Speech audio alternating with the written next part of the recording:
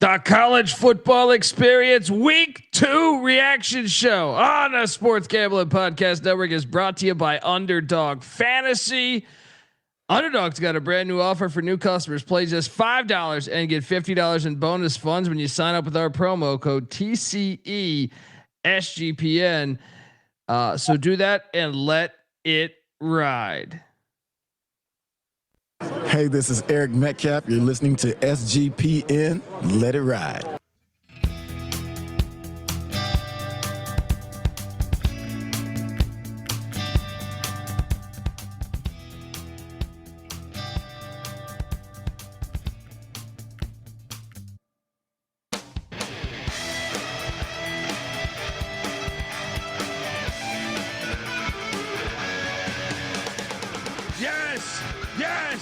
Yes. Woo! Welcome to the College Football Experience Week 2 reaction show. Oh my God.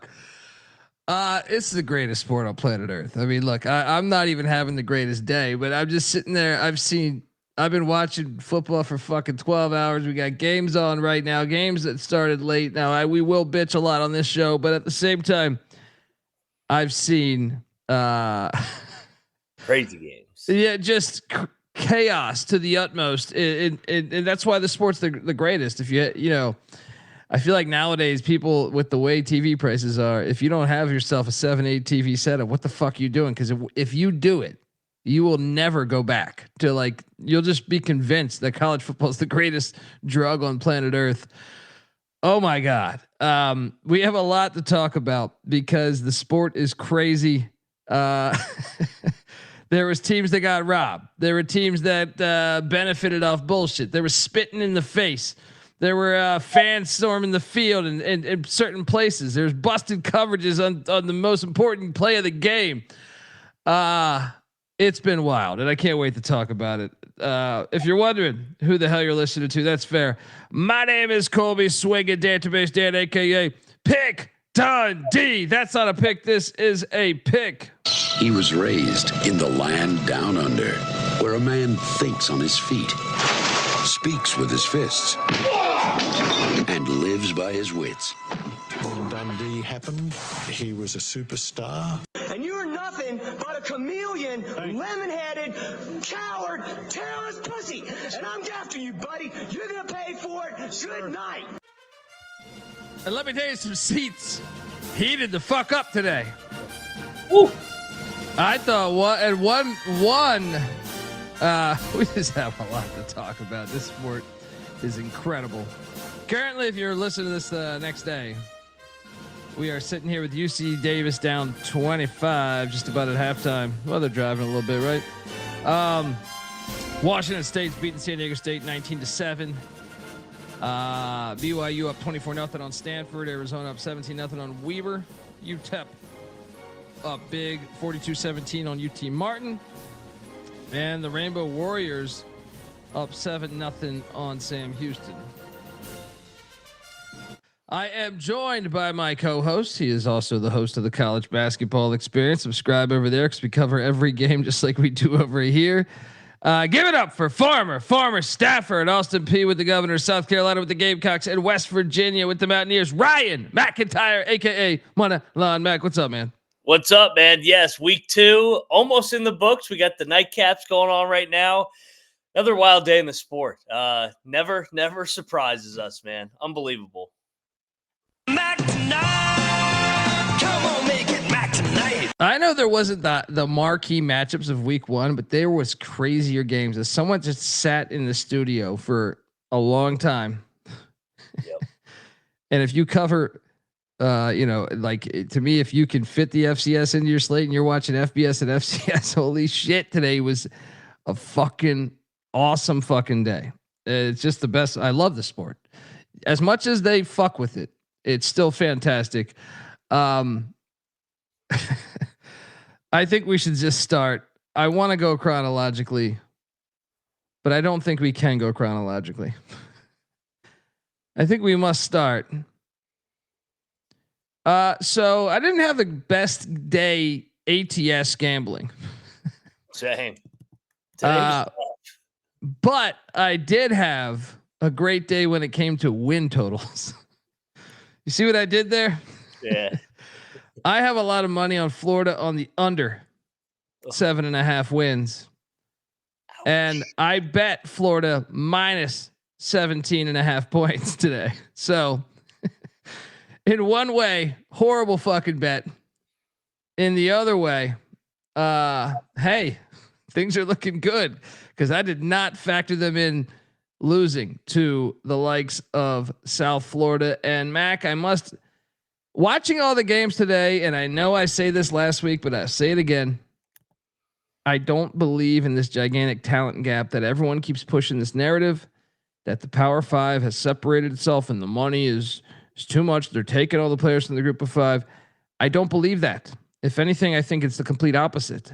I think there's never been a time more where you see this, and South Florida would be exhibit A for this slate today as they go into the swamp and win 18-16 and really, really, took it to him. 391 yards. Florida only had 324 yards. DJ Lagway, and shout out to the internet with the memes of Lagalele. They're saying, I mean, just a lot of fun.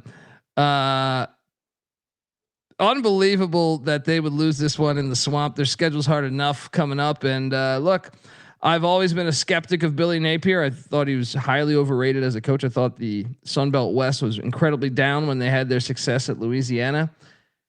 And the under's looking good, but I am foolish enough that I did bet minus 17.5 after they beat Boise, South Florida. How about the American? We're going to have to talk a lot about the American because they showed up today. Your thoughts on this one? Yeah, just an unbelievable win for this program, especially coming off the Boise win. I mean, such a letdown spot potential, and they went toe to toe. This was not a fluke. They won the line of scrimmage. They won time of possession. Or not time of possession. They won the yardage, and they really controlled the game at the end, where that last drive running it down their throats. Brown big time plays down the stretch, and I mean it was great just to see them win at the swamp. It's just so great for this program. And I agree with you, man. I mean, they want to keep pushing this narrative about the gap. I mean, no team has gotten more hype in the offseason than Florida, the Florida Gators, that they're ready to make this next jump into that elite category. Well, if they're ready to make this elite jump into the next category with all these 5 stars and all this money, how can you not beat USF at home in the swamp? Yeah. Yeah. And put up only 16 points if that was such a big gap. And did Alex Golesh just land the Florida job tonight? Maybe Lane Kiffin. I mean, we've always joked about Lane jumping over there, but yeah, I mean, Golesh is got to be a hot commodity now. I mean, beating Boise the way that they did on a standalone game to start the season, then you win at the swamp. Imagine if he wins at Miami next week. He can pick his job what he wants. I mean, oh my God, if he wins next week, yeah, he might be Alabama's next head coach. Yeah, you're right. I mean, if you didn't catch this game was phenomenal. The end was very interesting. You know, Alex Golesh attempted like a 56-yard field goal with Grammatica that was just about a yard or two short. I feel like, he had the accuracy, but it was just a little bit short. And then they got the ball back as Washington takes a punt back for a touchdown right now. They got the ball back and went down the field. You had one of the dumbest plays where a Florida defensive end spit in the face of their offensive lineman. The spit. I like this to define the new era of Spitgate of athlete is between this and the Jalen Carter thing. We're just sitting here. We don't fight. The 2025, our athletes don't fight. They do spitting contest. Fucking so soft. Such pussies. Great. Dude. So Florida's next try LSU. That's about well. They didn't look great today, by the way. But at LSU, at Miami, then a bye week, home to Texas, at A&M, home to Mississippi State, and then a bye week at home to neutral against Georgia. Okay, I think I cashed my ticket, folks. I think I cashed my ticket. I don't want to get ahead of myself. Yeah. but I think I may have cashed my ticket. Now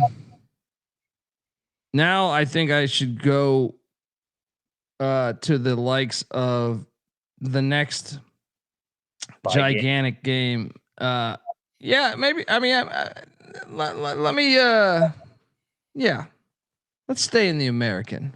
We are the AAC. Not only did you have South Florida beat Boise last week and put it on them, you had quite the day for the most part, because the Army Black Knights, who I took and these bozos, Bet Detective and Moneyline Mac, did not take. We put it in the contest.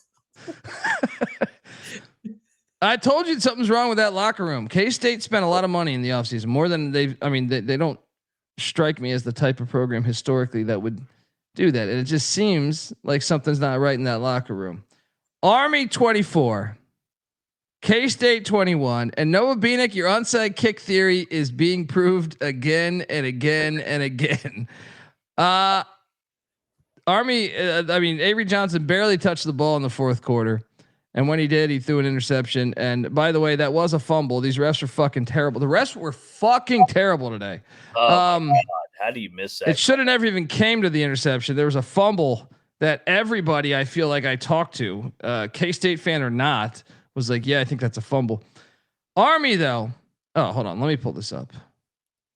Mac, it's just, I know that it's going viral that they paid Army $1.5 million to come to Manhattan and lose, even though we know Tennessee canceled that series, paid them $1.5 million not to even fucking play. So credit to Kansas State. But here is more proof in my case of why everybody should be running the fucking option. Everyone that does not have, just a decent amount of teams should at least be running the option.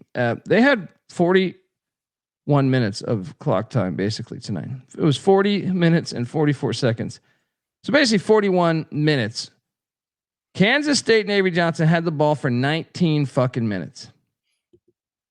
19 fucking minutes. And Caleb Bowling, shout out to Caleb in the chat, saying, what's the onside kick theory? Well, Beanick had tweeted out last week that what game was that last week where the kicker pegged the opening side of the kick team. So like the kicker just drilled it at one of their guys. I forget which game. I know. Yeah, but that's what happened today. Army did that same exact thing and got the ball back. Yes. But dude, 41 minutes of clock time at your house. That is why, and it's the greatest offense that's ever existed. It will always give you a chance. You saw Army do this at Michigan. They should have beat Michigan. They missed the game-winning field goal in regulation in 21, right? You saw them do this in Norman. Went to overtime, lost, right? You've seen them beat Missouri. You've seen them beat a couple other teams. This is why it works. 41 minutes. If you went to the K-State game, if you're a K-State fan, you barely saw your goddamn offense. Oh, and to take it a step further, they had the ball for 3 plays the entire second half before that last possession where they ended up turning it over. Because they ran back the kick and then they had the onside kick, squib kick. So like their offense never touched the field outside of one possession early in the third quarter until there was 2 minutes left in the game. Well, it is the greatest offense, dude. It's criminal to me that like you watch so many shitty teams week in, week out. I'm watching Stanford down 24-0 right now. There's pretty obvious option how to fix that. Now Stanford might be a bad example because they had a lot of success over the past 15 years, but man, Jeff Monken, and how about the AAC, man, getting this thing done? You know, I know they had some blemishes later in the night, but you know, your power programs for the most part came through. Unbelievable win. And Kansas State, man, you got to wonder. K-State fans, I mean, I think they're jumping the gun, but I've gotten several DMs or just talking K-State football with people that they don't like climbing there. And I'm like, relax. It's 1 year. I will say this. I am very curious. And by the way, they only have one Big 12 loss still, so don't hit the panic button all the way. But I am very curious if Avery Johnson's their quarterback next year. Your thoughts on this game, because this game was just phenomenal. And out the gate, K-State got up to a 13-0 lead. Army, and how about Army? They switched quarterbacks. Yep. They went with Cale Hullums, who played really well tonight, I thought. But Jeff Monken's incredible. Hullums had 124 yards rushing on the ground, threw for another 43. Your thoughts? I mean, just a gritty Army win. Monken, what can you say? I mean, this guy is such a good football coach. They're down in the dumps. They lose a tough opener to Tarleton. We're thinking, man, this is going to be a down Army team. He switches quarterbacks. Helms comes in and just completely changes the momentum of the season. They go into Manhattan and get a win over K-State in a bye game. Now they're 1-1. Now they think they believe in again that they can go have a season going into a bye week. Completely dominated the time of possession. So I mean, just an unbelievable Army win. Another bye win. They've won so many bye games under Monken over the years now. On the other side, man, like you said, with K-State, this is 3 straight weeks now where I mean, they really should probably be 0-3. Yeah. And honestly, the game that they played the best was Iowa State by far. I thought they played the best over there against Iowa State. They, like you said, I think they're jumping the gun a little bit on Kleiman. I mean, he's won basically 8 games every single year outside of the first year, the COVID year, but it is a different dynamic when you're paying as much as they are, and there's higher. And when you're historically been a culture-based program, and you go out and pay, they went out and brought in a bunch of transfers that started over those, or maybe not even started, but got paid more than your veterans. That creates an interesting dynamic in your locker room. You know what I mean? Like, that is something that I think stuck out. It seemed like it stuck out, at least. I'm not in the locker room, so I can't say for sure, but it seems that way to me a little bit. Patty got a little hammered, by the way. You guys can read between the lines. Yeah. It's Saturday night for Patty C, baby. I mean, they lost at the line of scrimmage tonight. I felt like they lost at the line of scrimmage against North Dakota too, and Iowa State. It's just their identity right now. They're trying to search for it, and it's definitely a little bit of desperate times in Manhattan. We don't see this program like this often. Yeah. It's been a while. I mean, those two guys, I think that's just a new dynamic, and that's part of my argument that we're closer than ever as far as all these games today. Like, the gap is so close. It's closer than it's ever been in my life. I completely disagree with that narrative, because not only do you have the fact that anybody can go out and address, like, okay, maybe San Diego State loses their starting quarterback, but they can go get a really good FCS quarterback, and maybe he's better than their starting quarterback a year ago. And I'm just using San Diego State as an example, whatever team. But you can also say, man, our linebacker play was fucking terrible last year.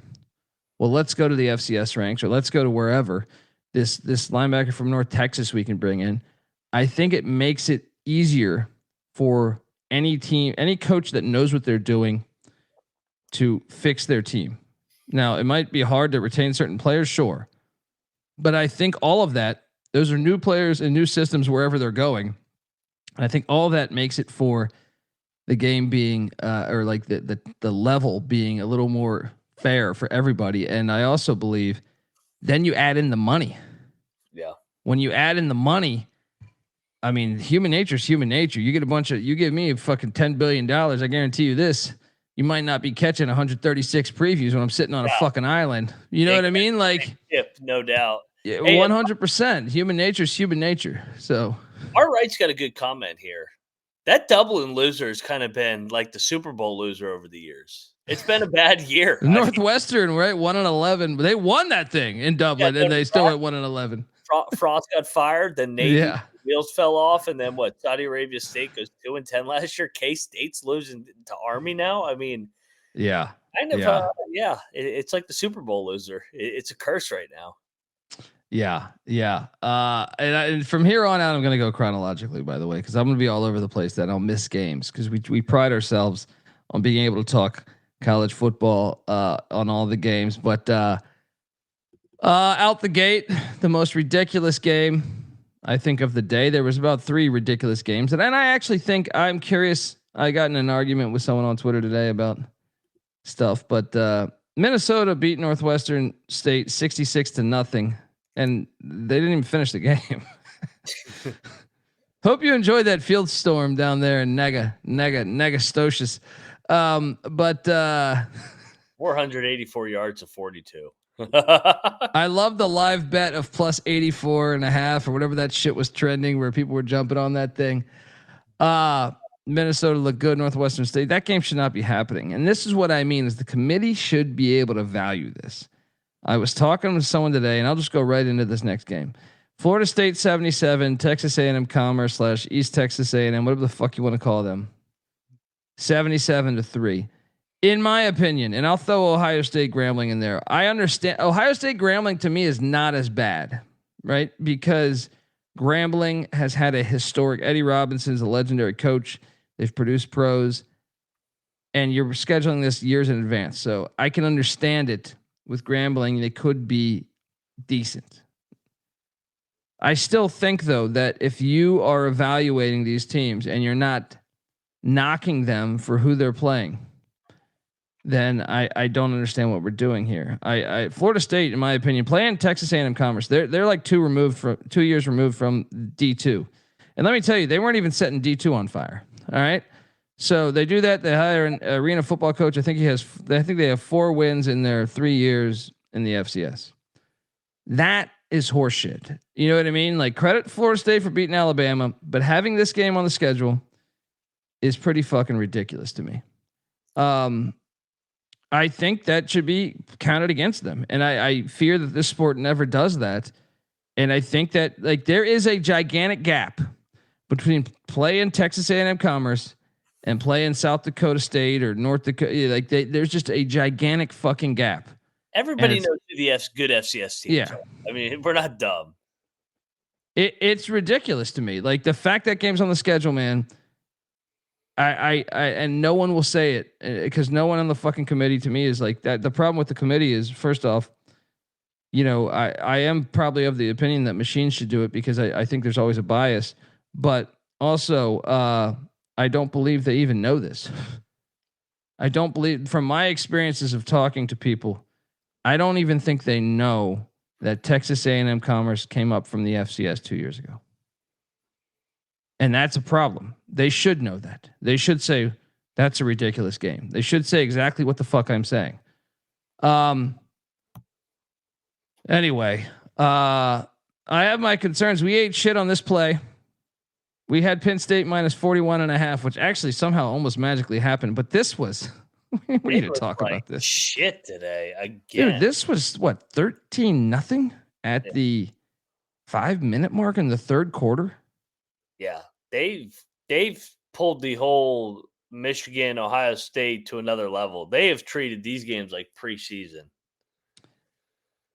That's kind of been the blueprint that Ohio State did in the non-con and Michigan did in the non-con the year before. But normally Penn State would not do that. Penn State would put it on. I remember, like, was it Villanova last year and whoever else they played, Kent State or something. We lost money there. And then I think this one we should talk about a little bit more. Texas did not cover against San Jose State. I took San Jose State in the points, but I didn't bet it. And did you watch this game? A little bit. I mean, there were so many good early window games, like toss-up games, that once Texas got a little bit of separation, I kind of just score monitored.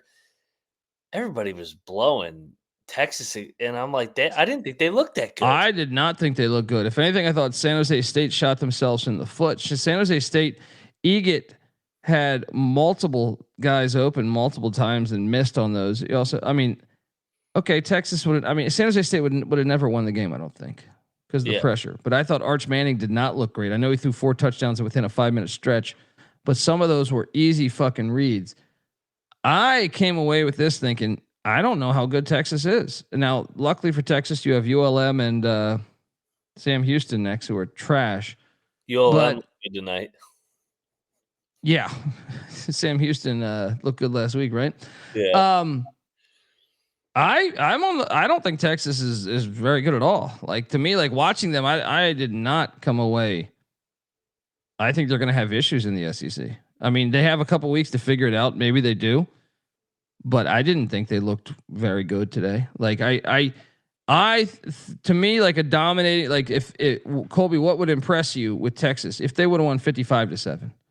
This game was closer too. If you actually watch the fucking game, San Jose State was moving the ball some early.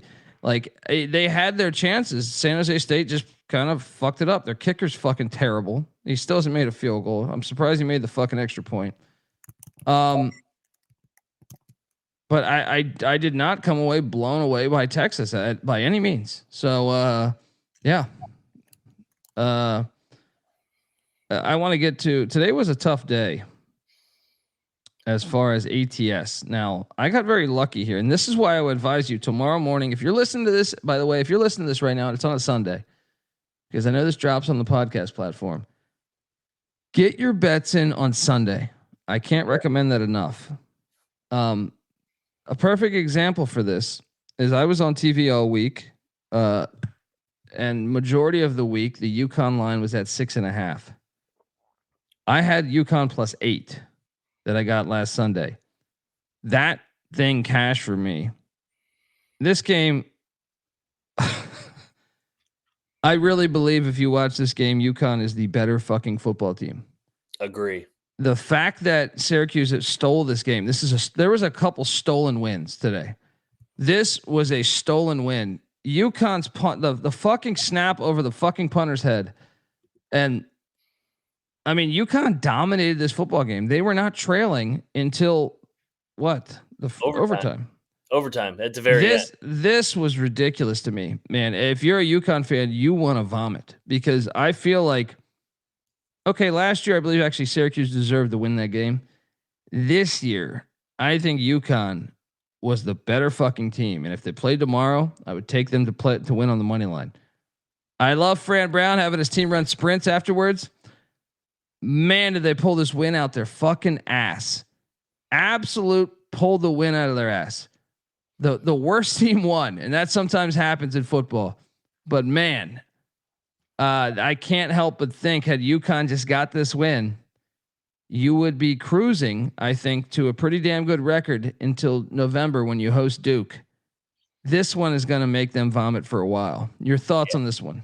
We texted about it. I was getting ready to say, hey man, there's a path. If they hold on to this thing, we're talking 12-0. I mean, the way the schedule, and we talked about it in their preview, their schedule's nice. This was one of the games that they were actually going to be a dog in, and they were the better team. They completely collapsed in the fourth quarter. Dude, their defense was absolutely fucking with them all game. Now, the final numbers actually say Syracuse had more yards and shit. I don't care. Like to me, you take away that punt that went over the fucking punter's head, or whatever. He botched the snap, whatever you want to say. They were so aggressive defensively. The amount of blitz packages Syracuse kept getting into the red zone, or I don't even know if the red zone, they kept getting on UConn side of the field, and UConn had I always felt like every third down, and Jelly had no idea where the blitz was coming from. They were the best, dude. I really believe UConn was the better fucking team today. I don't know how Syracuse won the game, and I had Syracuse by 6.5. This is the luckiest win of the day. There were a couple ones that went against me that I know you were on as well. It makes you want to vomit, but I'll credit the Cuse, man. They didn't quit. I mean, Fran Brown, I saw them sprinting after the game, like you said.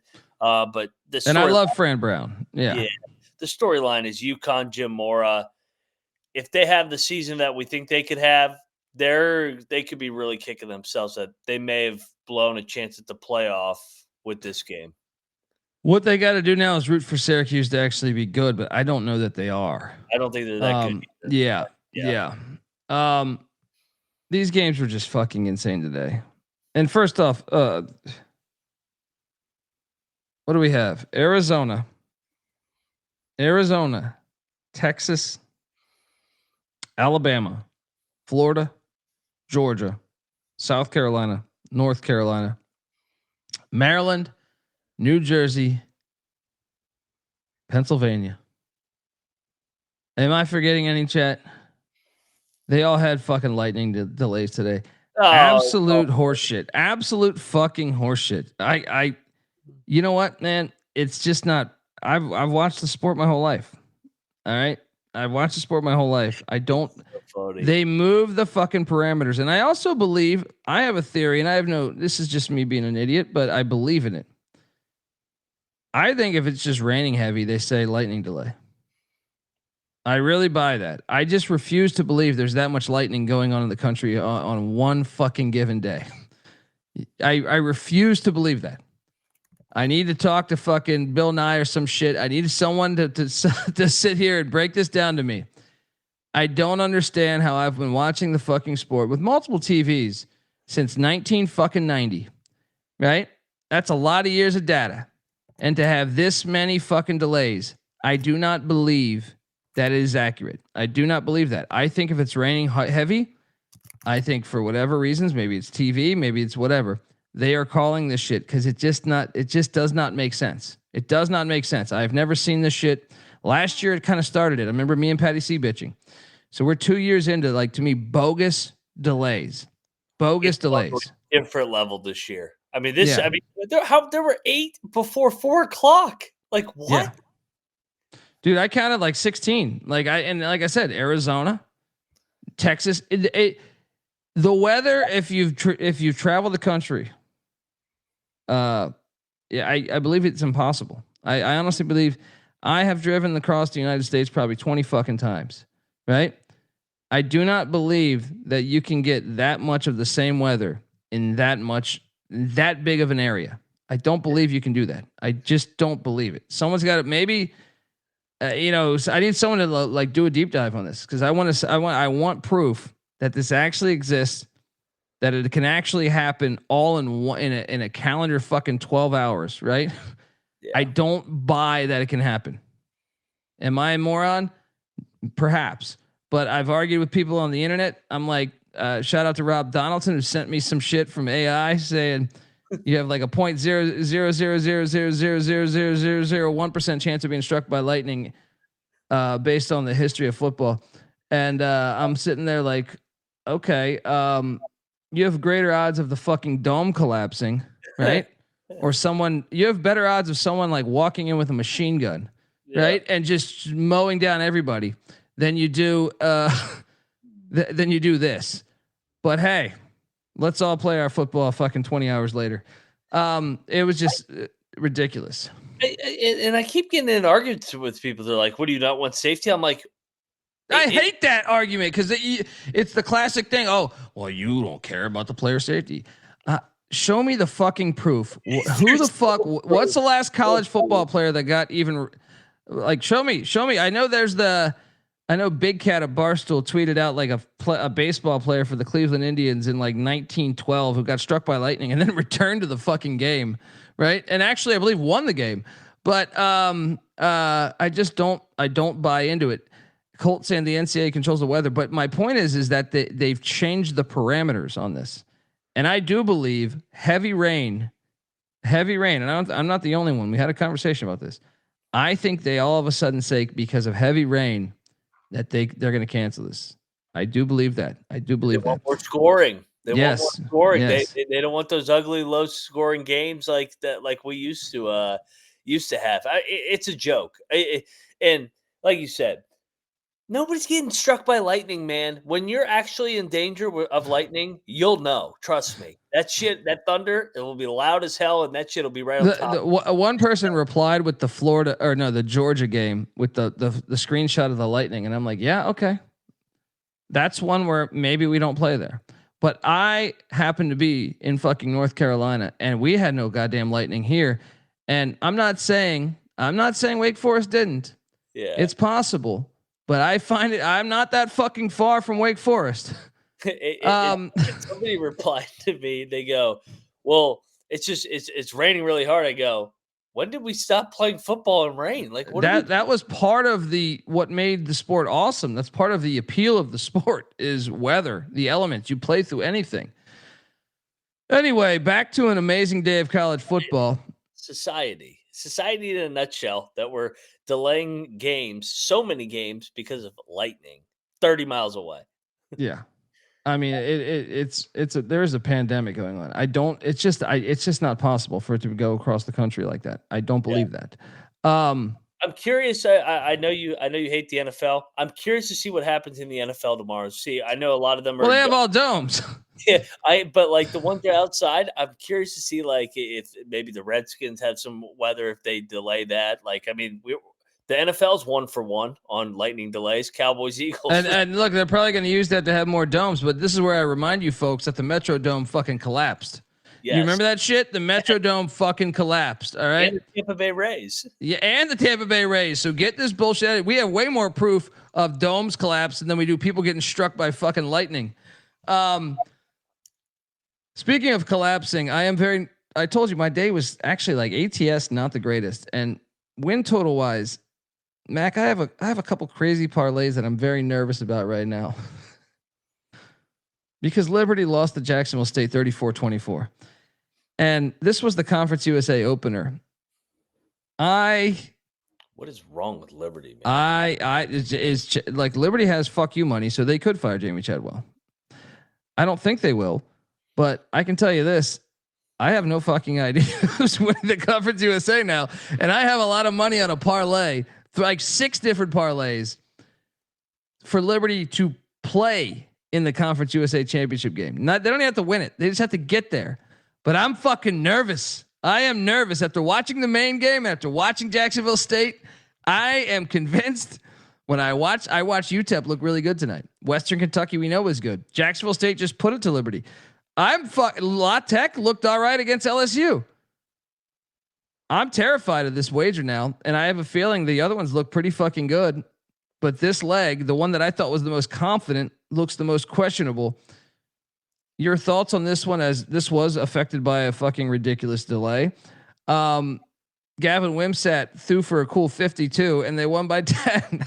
I was just getting ready to say, how the fuck did Liberty get blown out in this game when they outgained them by almost 200 yards? The one quarterback throws for 50, the other one throws for 300. Shout out to Kyle Kerms, friend of the program. He's been busting my balls constantly for my Jamie Chadwell.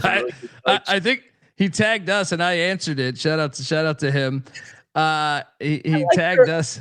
I like Chadwell, but goddamn, he's making me look like an ass. What the fuck is wrong with Liberty right now? They're a soft team too, dude. That like one of the things that they had prior, I would say, is they were not as soft. Now they had games where they didn't show up under Hugh Freeze, but man, you got to be thinking right now.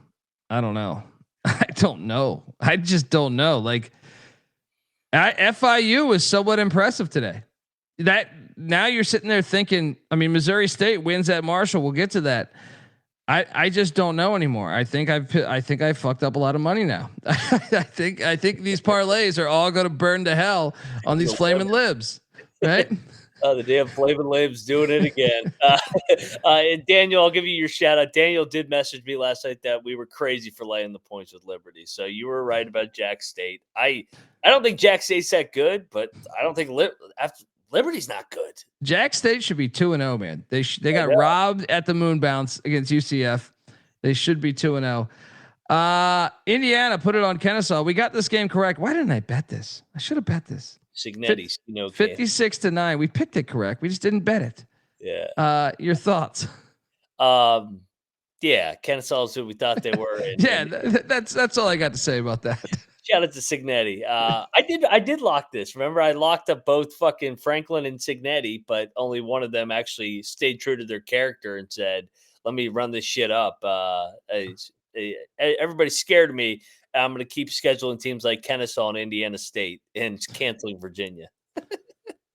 Yeah. Shout out to Bama 1 in the chat, guys. NIL has brought all teams equal, pretty much. That's I agree. Thank you for realizing that, because I've argued with a lot of the people that just think because the Big Ten is now 84 teams and the SEC added some powers in Oklahoma and Texas that they're running away with this thing, or the P4. I think the narrative is the P4 is running away from a lot of other podcasts or people that I talk to within the sport.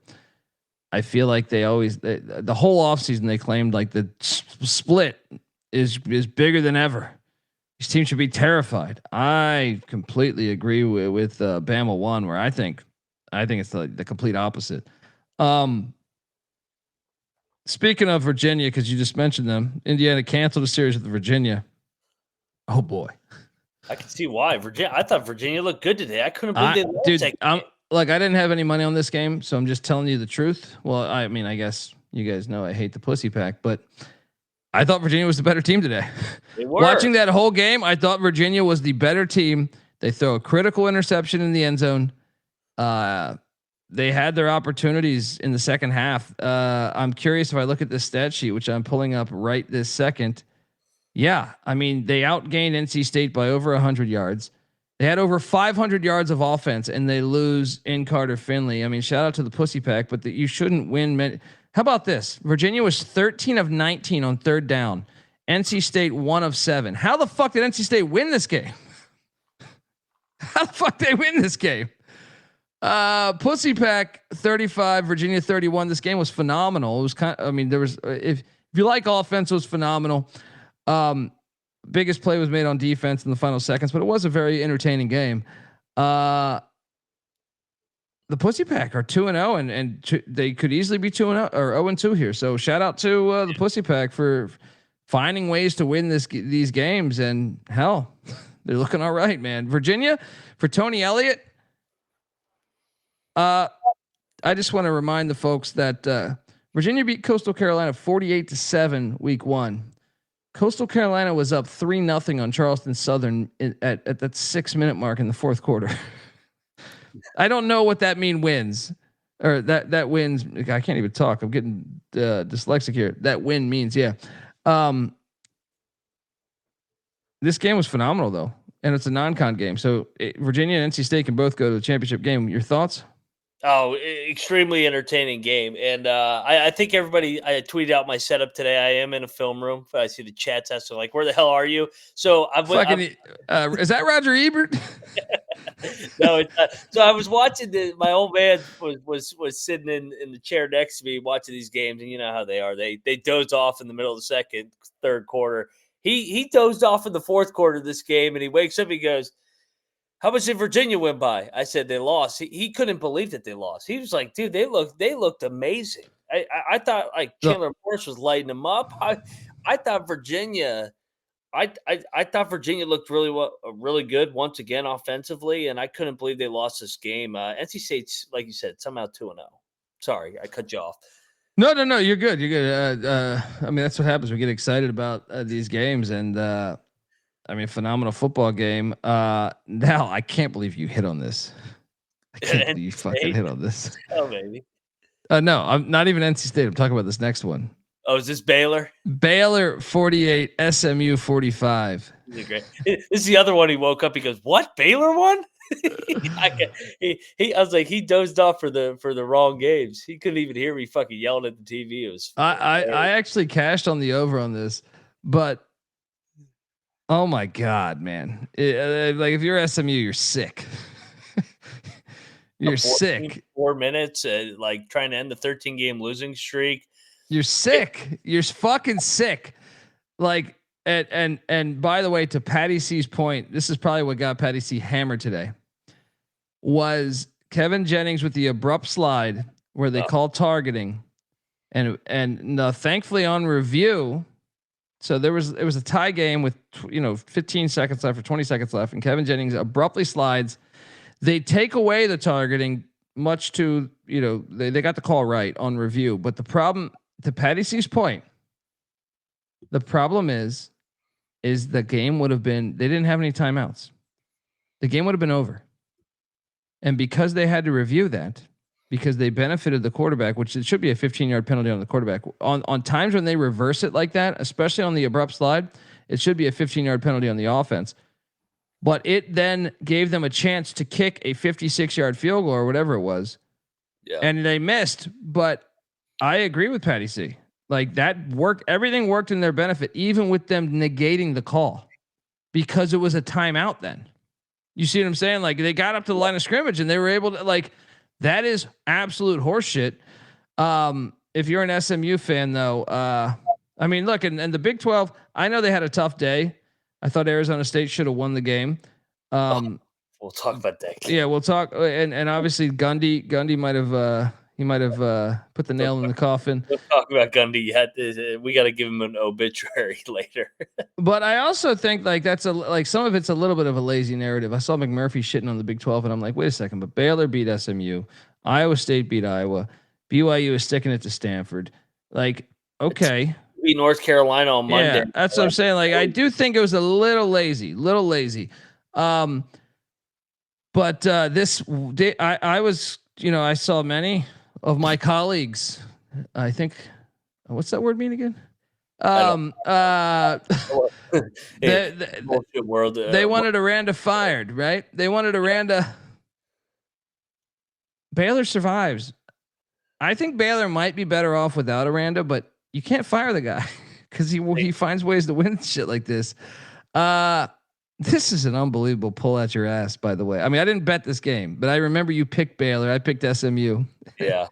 The Foxborough spot, I mean, they needed this game like blood. The best thing Aranda ever did was hire Jake Spavital because that offense for Baylor can go. I mean, that's the one thing we've learned about Baylor in 2 weeks. He threw for 440 today.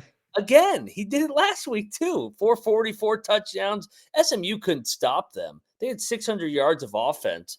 But Baylor just is, for Aranda to be a defensive guy, his team is so bad defensively and so undisciplined and soft.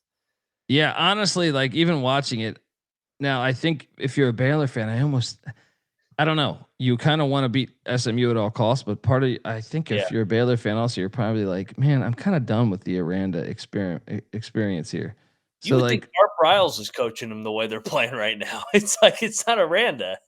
Well, even Briles, I still feel like was better than Aranda, but offense up tempo. I thought Aranda's a defensive guy. They don't play any defense. Yeah, they're struggling. But hey, they survive in a rivalry game. So boom, shout out to Baylor. Folks, I want to tell you the college football experience is brought to you by mybookie.ag. MyBookie is a place to bet on football and everything else. Their prop builder is second to none. And their motto is bet on anything, anywhere, anytime. You can easily deposit, get lightning fast payouts using crypto. Head on over to mybookie.ag. And when you do, use our promo code TCESGPN for 100% bet back bonus up to $500 for new customers. That's mybookie.ag, promo code TCESGPN. We're also brought to you by Rhythm. College football is back and better than ever on Rhythm. Last year to start the season, Rhythm was 16-4 ATS, up 11.6 units. Rhythm also has NFL, MLB, golf, WNBA. And get this, if you they just introduced a new leaderboard or a leaderboard with weekly cash prizes just for tracking your bets in the app. Track 5 bets of the same type from any model, and you could win $1,000 there. So what are you doing? Jump on over there. You get a free 7-day trial period. sportsgamblingpodcast.com/rhythm. That's RITHMM. That's sportsgamblingpodcast.com/rhythm.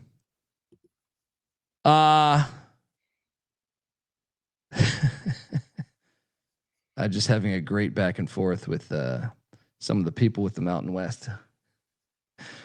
Gosh. Just giving them a little bit of a hard time about the Hawaii being on the Mountain West app, but not on the Mountain West app, depending on what location you're in. Oh, I know. It's a pain in the ass. I've come at them a little bit, I mean, with the love, they treat me nice, but at the same time, I'm like, what the fuck you guys doing? You can't advertise it in the way that they did, and then have this situation come up. But anyway, shout out to the Mountain West though. They've always been good to me. And shout out to this off topic here. I'm gonna quickly try to pull this up. And I was hoping maybe, I contacted my pals, Sean and Ryan, saying we should do this, but let me see if I can quickly share this. They're having a good time in Vegas right now. That's but I do believe we might have something going here, and maybe the chat can help out. I'm not the type to ask for a favor, but I guess I am asking for a favor. But I just think it's humorous, I think, and that would be my approach. I'm not asking for your money, but if you give us money, maybe this can come to fruition. I should go to fucking Washington with this. You see this beauty that we're looking at right now?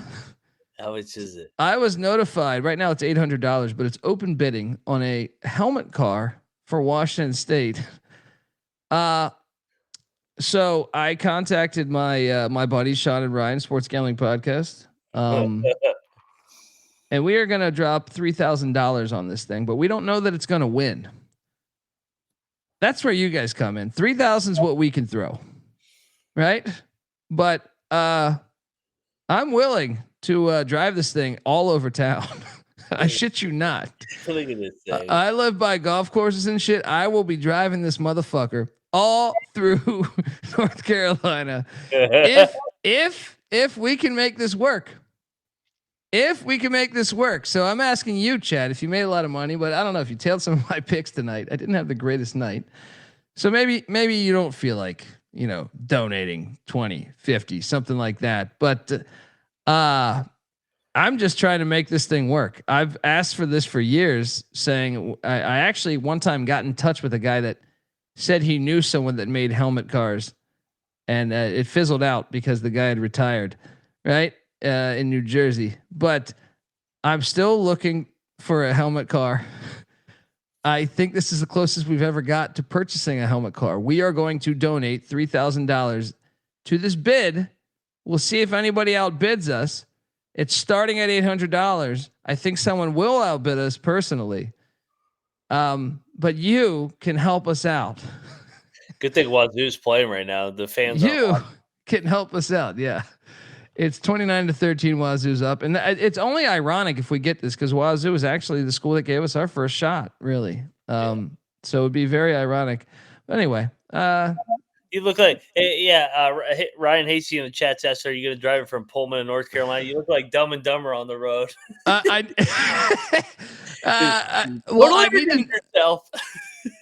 do need more notes. Like, I saw this. I was sent this, and I did want to know: A, is it running? B, do we need to ask for mileage? I'd be curious. Need an oil change? I want to know: is it gasoline? It looks gasoline-ish to me. Is it electric? It's probably not electric because it looks like it's about 20 fucking years old. It's got to be gasoline. But we're trying to make this thing work. We just got $2 from 357. And Beanick traded into LeBaron. And look, worst comes to worst. If we get this thing, I will. At some point, this might change hands. All right, this might be like you lose the bet to me, Beanick or Mac. You got to drive this thing for a week, and we might just have to fucking pass this thing around. All right. Must Vibes giving us $5 for the helmet car fun. I think we got something. Some people are saying it's running off diesel, but I'm trying. I shit you not. I know you guys think I'm just being funny here, but I'm really trying to drive this fucking thing around where I live currently. There's a lot of golf. I live by Pine. Like, I don't live in Pinehurst, but close enough where people drive golf carts and shit. So if I can show up with the Wazoo one, I will fucking take White Tiger all around my fucking neighborhood with the Wazoo. And you better believe what I like about this. I see some area where you could probably have a few beverages. All right. Oh yeah. You tuck in there in that little helmet. Oh, yeah. You're not driving drunk if it's below 25 miles an hour. That's a rule. All right. Shout out to All Right, giving us $100. Oh, now we're talking. We're talking. You're gonna win this bid, baby. I'm telling you, I shit you not, folks. And I will let you know how it goes.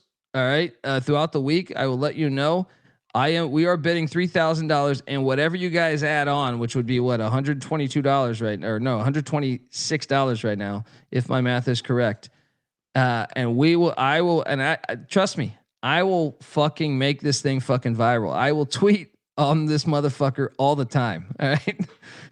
I'm telling you, if we get this thing going now, I got no idea what kind of competition I'm up against. But I'm excited about the opportunity. I'll tell you that. Anyway, let's get back to reacting some, but please, if you can, help out the Helmet Car Fund for college. What's that? And then we need to find out if there's an Oregon State one so we can have matching. Pac-2. It'd be perfect, man. It'd be perfect. I mean, honestly, like I wanted to get a college experience one. That's when I talked to the person that used to build them. Well, when I got in touch with him and then I found out he didn't actually build them anymore. My idea in my brain was at the time, like, hey, we're going to get a TCE one side TCE, one side sports gambling podcast. I'm going to drive it, but I wanted it to look a little more modern than this one. This one is abstract. I must admit, for helmet cars, this is an abstract helmet car because I've been in the UCLA helmet car before. This is an abstract one, but I'm still on board for driving this thing all around. Mike's giving us 50. There we go. Oh, we're raising money left and right. God damn it! I feel like a politician in DC where I'm just stealing you guys' money. What happens if we get outbid? Then I don't know. I just had to give you guys a bunch of merch or something. But we're trying. I appreciate all the donations. And we're trying to make this thing work. And Sean. Yeah, please do send that right now to them. Send that right now to him, because Sean had tweeted about this earlier. Another thing is, I'm gonna have to talk to a mechanic. They need to let you know what the state of the fucking automobile is in. You know what I mean? Like, it's great to look at, but if I need to know, like, when's the last time this thing's been running? True History giving us $10. See if it floats. Yeah, I appreciate you, True History. Appreciate everybody. Mike's been the fucking man forever. Chris B. All right. Everybody must vibe. I appreciate you. 357. We're going for this thing, guys. All right. I shit you not. We are going for this. All right, let's react. I've been talking about this for a long time, but I will put this back up. I'm tweeting at Sean and Ryan right now. Yes, please. And chat, feel free to tweet at them. Put more pressure on them because they said they're willing to put 3 Gs. I think that might be. First I thought that was good enough, and then I was looking on eBay at some Wazoo gear from back in the day, and I was like, nah, you got some real sickos that I think would jump at the opportunity of a helmet car. I was looking at like a Drew Bledsoe signed helmet going for like $5,000. And I was like, well, I think a helmet car is a little cooler than a fucking Bledsoe autograph helmet. Yeah, Capper saying it can't be running at 800. Well, I gotta talk to a guy. I gotta make a phone call. Either way, it will look nice on my lawn. All right. Shout out to everybody in the chat for helping out. Let's get back to picking or reacting to these games because we got a lot to go. Can we repick some of these games? Oh my God, man. I mean, I didn't, it wasn't like an awful day where I was just losing everything. It was just the way I lost. I feel like in some of these, cause I did have a ticket for UConn money line. Obviously I was really bitter at that. Iowa State actually cashed. I had 3.5, but I'm not going to bullshit you. I had the money line too. Iowa State was actually the better team. This game was classic because last year I felt like Iowa was the better team and Iowa State stole it. This year I actually think Iowa State was the better team the entire game. But they win 16-13 in classic form. What was it? A 52-yard field goal this year? Yeah. Or 54, whatever it is. And Matt Campbell and Iowa State continue to be. See, this is my problem with the state of the sport right now. As much as I love it, baby. I mean, I know people will say, "Well, how many NFL draft picks?" And I think it's a terrible way to operate your top 25 because Iowa State, I think, has actually played. I mean, I know South Dakota lost today to Lamar down there in Beaumont, but I feel, and I guess Kansas State, that win doesn't look as good, but they are impressive when you watch them. They pass the fucking eye test, man. When you watch Iowa State, you see a hard-nosed football team, plays hard, and they have a great leader in Rocco Becht. And I don't see that out of a lot of football teams today. I don't. Like the first 2 weeks, I don't. So I think personally, when I see them at 16, I think that's insulting. I know we can say, well, Kansas State lost to Army. South Dakota is not as good as they were top 10 FCS, but they just lost. But who cares? I mean, fuck. Teams are playing goddamn Grambling and shit. I think Iowa State passes the eye test better than most teams in college football right now. Your thoughts on this game? Well, I mean, because they're an old school team, people don't like them. They lost the two guys to the NFL draft at the wide receiver position. Now they just junk it up, baby, with two tight ends and sometimes three tight ends, and they just run the ball right at you, set up play action. Rocco Beck's really good at it. They're good defensively. They're disciplined. They're kind of a better version of Iowa is who they are now. And Campbell said he modeled it after Ferentz. yeah, it's a good model. You're going to win 8, 9, especially year 10, 11 games. I mean, what's wrong with winning? And he's beat Ferentz, what, 3 out of 4? Dude, they only outgained Iowa by 24 yards. Oh, great. I mean, but those 24 yards are fucking huge. All right. Total yardage 238 to 214. You gotta love that. You gotta love that. This game was great. I mean, if you don't like this game, then just leave the channel right now. I have problems with people that hate this game too. I saw Clay Travis talking about this on Twitter or whatever. And shitting on how Iowa fans and their offense. And I'm like, dude, I don't know. It's like Florida scored 16 points today too, dude. You know what I mean? Like, I feel like it's deer in a cage. All right. It's an easy kill. But you want to win 8 games every fucking year, right? You want to win 8 or 9 games every year. That's what they will do. Ask Wisconsin how it's going for them. They went away. They went away from it. Right. How's that going? Cash there, so I can't bitch there. And shout out to Iowa State. And I do have Iowa State on the over 7.5 wins. So looking good there. What else do we have here? Kent State, Texas Tech. Oh my God, this is disgusting. This is the type of day it was for me. Doing the pregame show with Terrell, and I realized it's at 48.5, and I'm like, it's not 49. It was 60-0. How did they get backdoored here? I bet I laid 48. Last week I laid 52, and I was like, I'm getting 48. I kind of think Pine Bluff and Kent State would be a game right now. So I lost by the hook. Ridiculous. What a dumb game. Illinois Duke. Shout out to the Illinois backers and NC Nick, my brother, who was the host of this show over the past 7 years. He's a hardcore Duke fan, and if you want me to read his exact text message today, it's pretty hilarious. Duke loses 45-19, guys, but I actually came away with more hope for Duke than I have ever. Just don't lose the turnover battle 5-0. Yeah, I mean, I agree. I co-sign with what Nick said. I as somebody that had Duke, I was extremely frustrated in this. You fumbled the ball inside your 10-yard line to start the game. Oh my God. Then Mensa has the bad fumble at the end. I fucking said this shit too, dude. Yeah. I said it. I don't remember if it was the morning show. I don't remember. I do so many shows. I don't even fucking remember which time I'm talking, but I said if Mensa, because I thought of that Tulane Kansas State game last year where Tulane to me was the better team and Mensa fumbled away 2 huge defensive touchdowns for Kansas State. And I said, he's got to be improved from that. I said that. I think it was on the morning show. If it wasn't on the morning show, then it was last night's show. But I said he's got to be, that was his freshman year. This is his sophomore year. He can't afford to do that. And lo and behold, that's exactly what fucking happens. Shout out to Bielema though. The best thing about Illinois, to their credit, even though I did think, I actually thought it was a lot closer. Like the way both teams were, Duke outgained Illinois. Yeah, that score is completely dressed up. Yeah. Illinois deserved to win the game because Duke turned the ball over 5 times and Illinois didn't. But Duke did move the ball. And they broke off the big run and then the guy fumbles the ball 40 yards downfield. It's like, Jesus Christ. So yeah, Duke couldn't get out of their own way today, but hey, credit to Illinois. They keep finding ways to win games. And yeah, man, they're rolling as a program right now.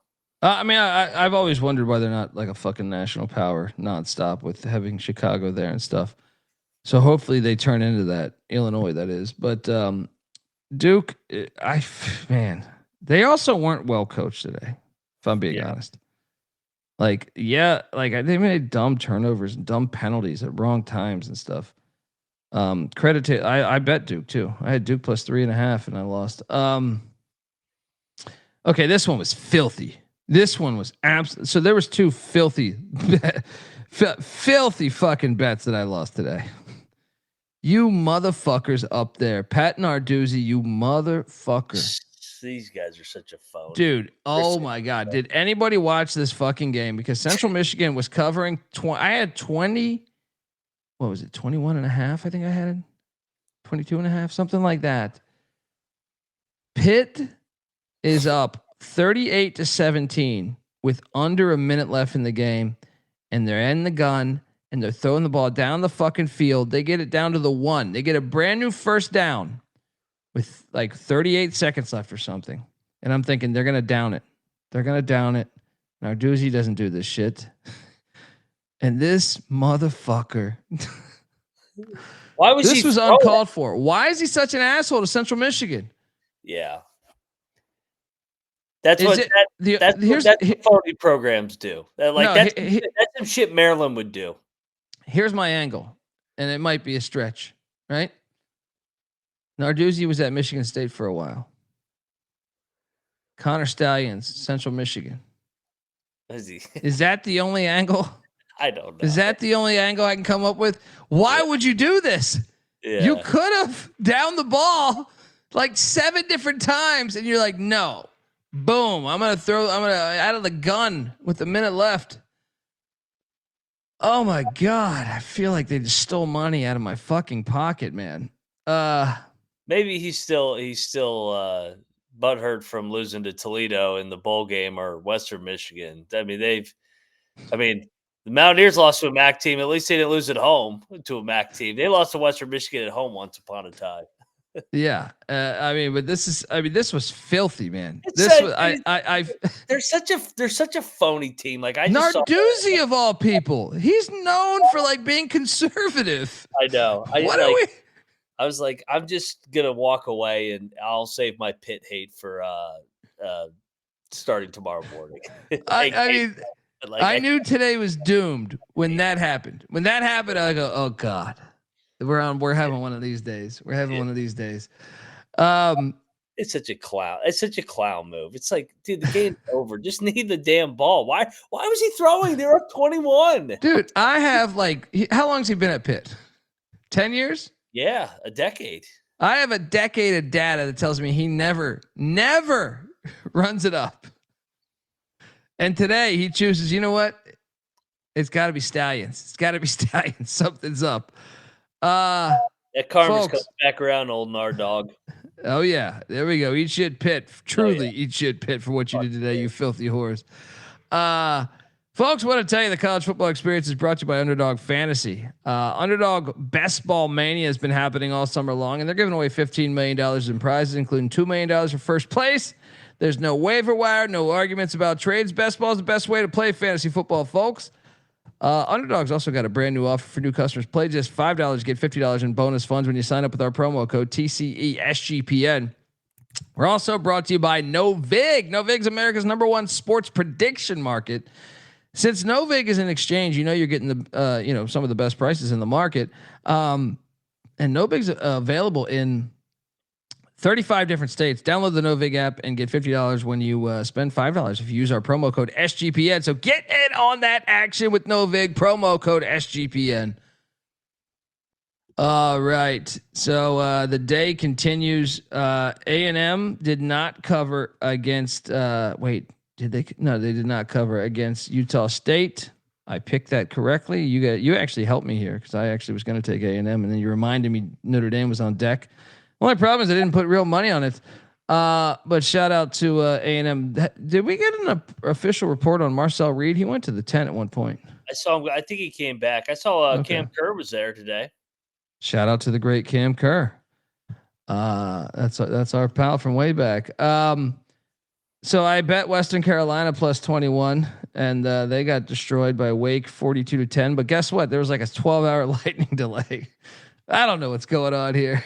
So that's honestly, that's one of the more things that's a pain in the ass with the lightning handicapping. Delay. Yeah, or lightning delays is just that you miss the games because you forget that they're in a lightning delay. Then they resume, and you're like, "Oh shit!" And then there's 2 minutes left. Like, Or they take it off that station. yeah, They take it off that station because they're like, this was a filler.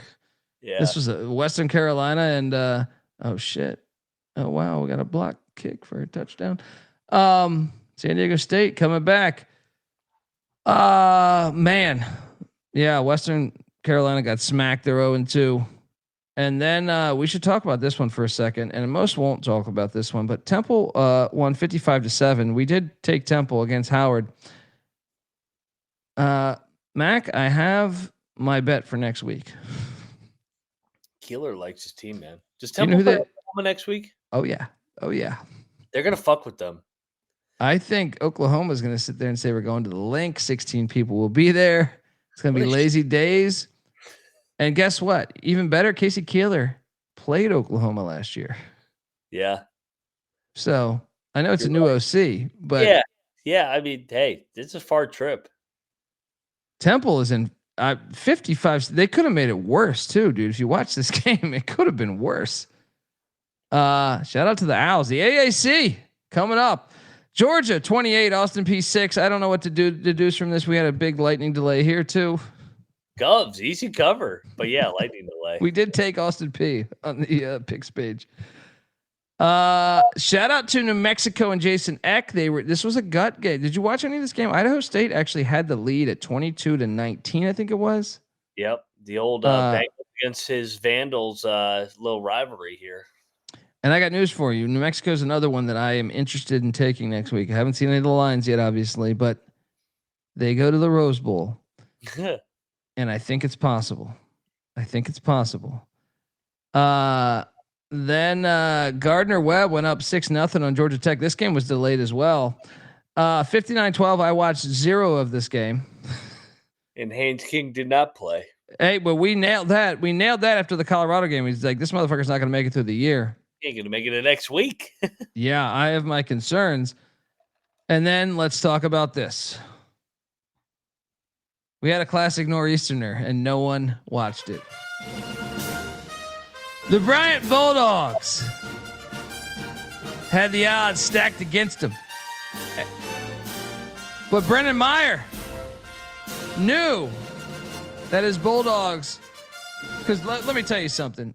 UMass took the lead on I don't know if you caught this game. UMass had a snap go over the quarterback's head. He then grabs it, runs around like fucking Fran Tarkenton, and then finds like he's getting blasted. And he just throws it up like 30 yards, and UMass catches it and takes and that was the scoring, like to give them the lead with like a minute or two left. But that was a gut check for Brendan Meyer and Elijah Elliott and company. And the Bryant Bulldogs drove down like the fucking Bulldogs they are and score one for the FCS. As they win 27-26, their first ever FBS win for these Bryant Bulldogs. Shout out to the Barking Dog podcast, friends of the program. Yep. Bryant Bulldogs podcast that I've been on.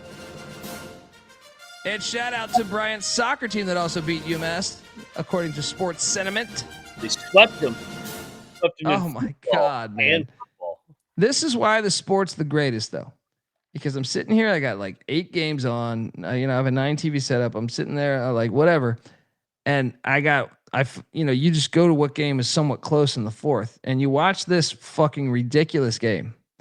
This is college football like 101. Like I said, UMass took the lead on one of the most ridiculous plays I've ever seen, and I was like, holy shit, they're gonna win the game on this. And then Bryant goes on this ridiculous drive. And then they make a field goal, which this kicker missed a bunch of field goals a week ago at New Mexico State, or they probably would have won that. What a game. And shout out to the Bryant Bulldogs, one of a few FCS wins today. Did you get any eyes on this? Probably not, right? No, I saw the clips though, just because the UMass following loves me because I'm high on the Minutemen. It's not gone well, but it's basketball season here soon. Frank Martin, baby, let's go. But let's go. Yeah, man. Great win for Bryant. I mean, Your UMass win total took a major hit, by the way. yeah, I thought it was cooked when they got beat the fuck out of by Temple. But hey, you know what, man?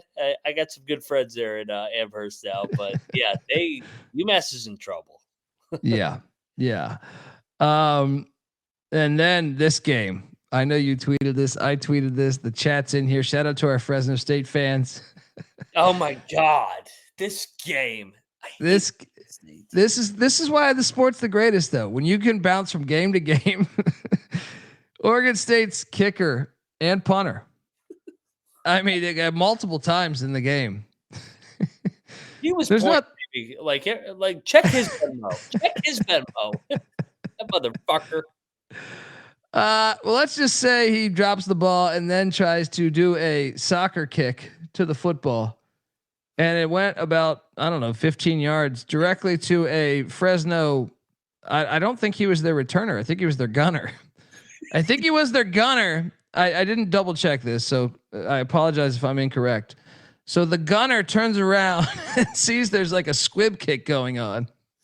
He grabs the ball, and all of Oregon State's athletes have now been past the gunner because they're expecting a long punt. And the gunner has the ball, and it's only like the lineman and the punter left. And he takes it back to the house. And what was probably the real reason why Fresno State won the game.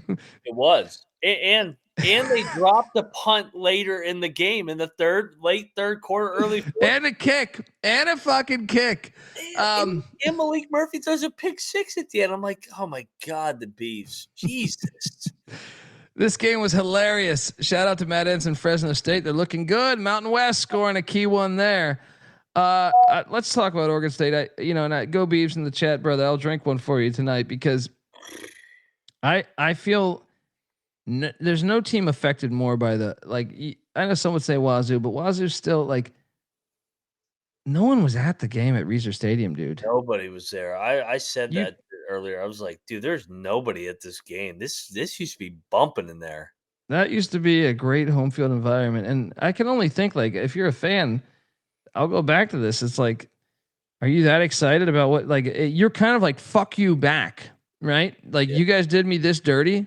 Well, fuck you. I'm not, and it's not even Oregon State. Well, maybe their president during that for hiring Larry Scott and shit, but I can't blame them because I would be pissed too if I was like a lifelong Beavs fan. It's like, well, now we're playing fucking, all these other schools and we're not allowed to the party. And, I can't really blame them. But man, this was Heartbreak Hotel.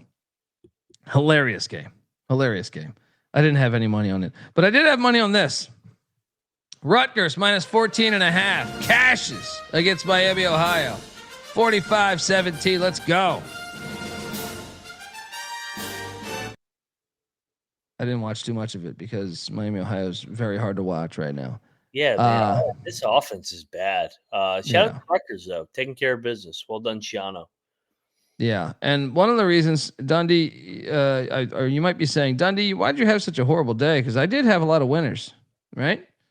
Well, I've had a really horrible day because the way I lost a couple of these money lines, but also I had a large amount of money on UTSA. Good Lord. Texas State goes into the filthy Alamo Dome. And this makes me think about the body blow games, like playing A&M the week before. So Texas State played Eastern Michigan, who we'll get to. UTSA looked pretty good against what we think is one of the best offensive lines in college football in Texas A&M. It showed today, man. I know it's a rivalry game, and I felt very confident that UTSA was going to. I actually thought they'd win by double digits. But to Texas State's credit, I felt like they were the better team today. But I can't help but think about if the A&M game was such a body blow that they were hurting a little bit today. Either way, this was the major loss for the AAC this year, or for this week, I would say. And shout out to new Pac-12 team next year, Texas State, for winning 43-36. I did not think this was possible. I felt very, very, very confident that UTSA would win this game. Your thoughts? Yeah, I mean, this is a huge win for Texas State because They beat UTSA back-to-back years, their rival in I-35, but also this could be a tiebreaker to get to the G5 playoff spot with the Sun Belt and AAC. They like you said, they led the entire way. I mean, I know UTSA had 500 yards of offense, but they couldn't get a stop the whole day. Yeah. I just wonder what that A&M game did to them, though, because I was super impressed with UTSA a week ago. And then you think, like, man, I don't know. Texas State might have been a little fresher. They looked fresher when you watch the game. They looked fresher and like they were more aggressive. Yeah. Yeah, that one was a terrible pick by me. My apologies.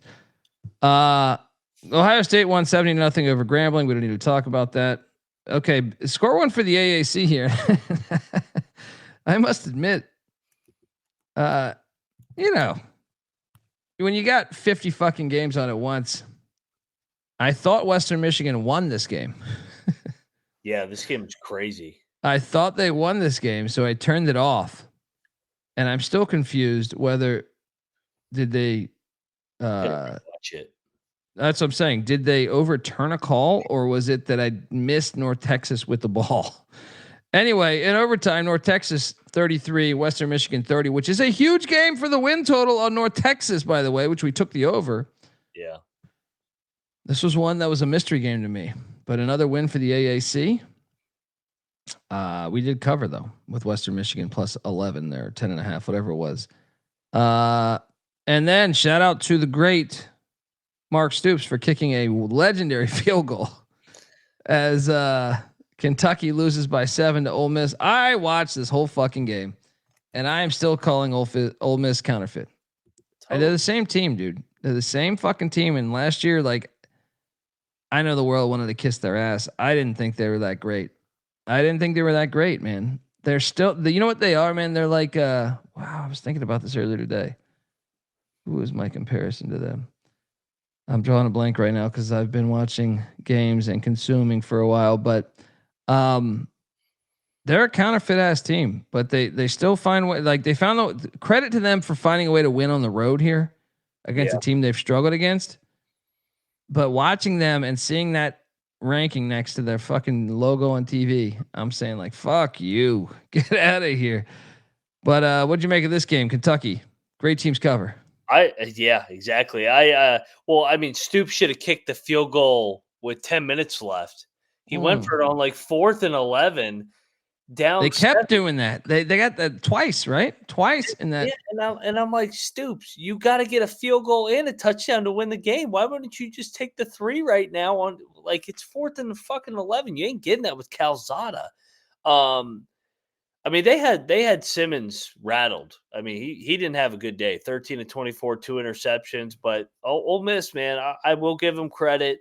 That was a nut check game. I mean, they didn't play well in the first half, but they found a way to win at a place where they haven't had a lot of success. So, too bad they didn't win that game last year. They would have been in the playoff. Yeah.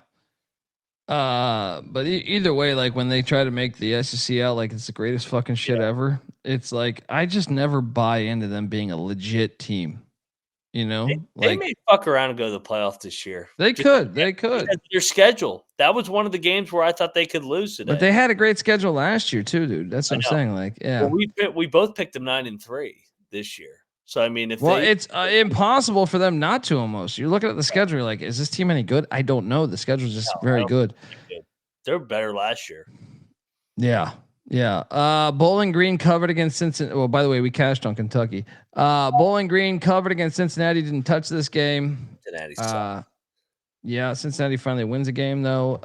And then lightning delays all over this game. UAB Navy. Of course, we laid 20.5 with Navy. UAB was actually tied 24-24 before that lightning delay. Yeah. Scoreless after. That was big for the AAC. They needed Navy to win that.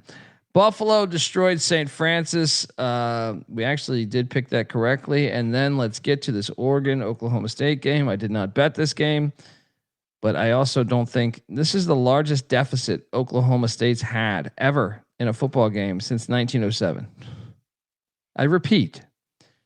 Losing to another Power 5 team, 69-3, is the largest deficit. Think about all those years. Like when I first got into college football in the 90s, pre Les Miles, Oklahoma State was just a doormat.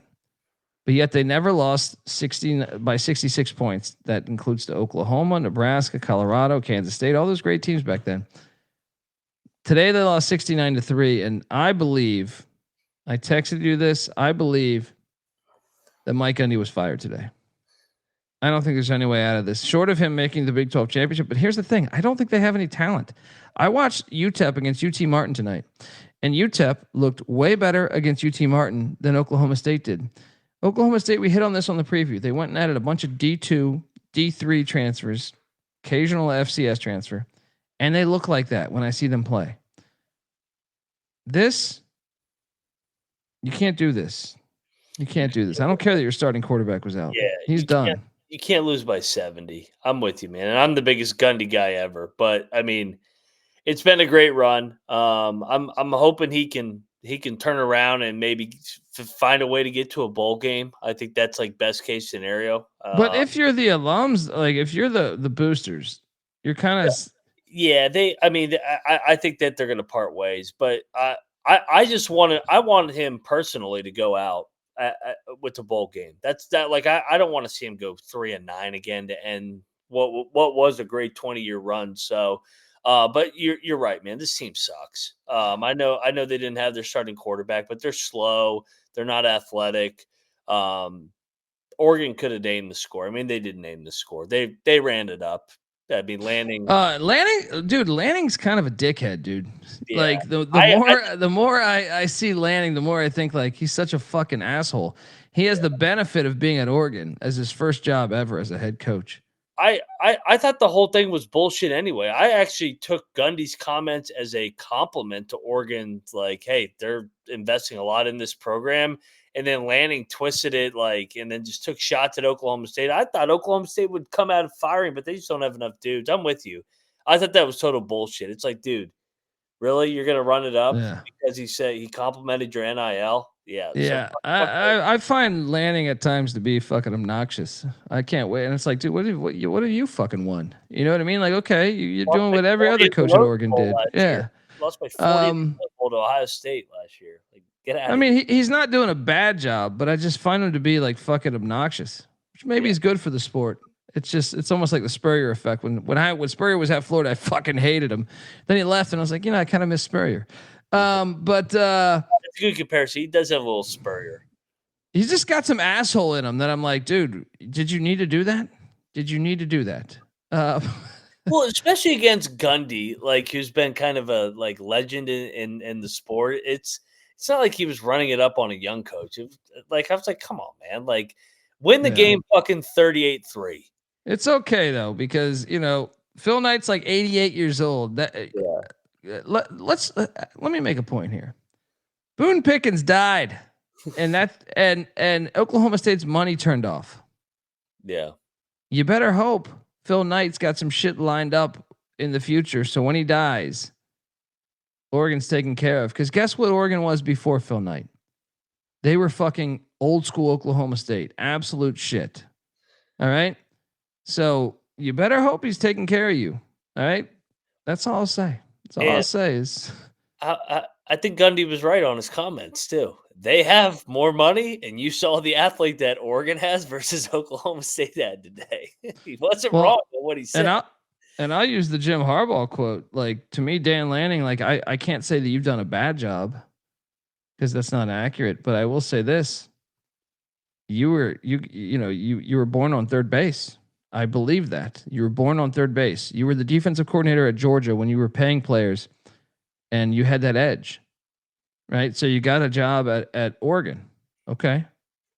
Or Oregon, where you have Nike money in a time where the sport became legal to pay players. I personally know someone that played at Oregon that actually got paid in the old school ways, right? So it's like you went to a spot that was one of the few that can benefit from this, I think, more than others, I would say. So I think that would be an accurate quote to say for Dan What comes Lanning. around goes around. Penn State will beat the fuck out of Oregon in 2 weeks, and we'll see if Lanning's still chirping. I don't even hate Oregon. I'm just saying like he's a little bit of a dickhead, and it just comes off like that. So I have my concerns about South Carolina, Charlotte, North Carolina, and I guess even Appalachian State. Even though I have a lot of money on their over and them to win the Sun Belt, but they barely beat Lindenwood. It was 20-13 against the Penitentiary.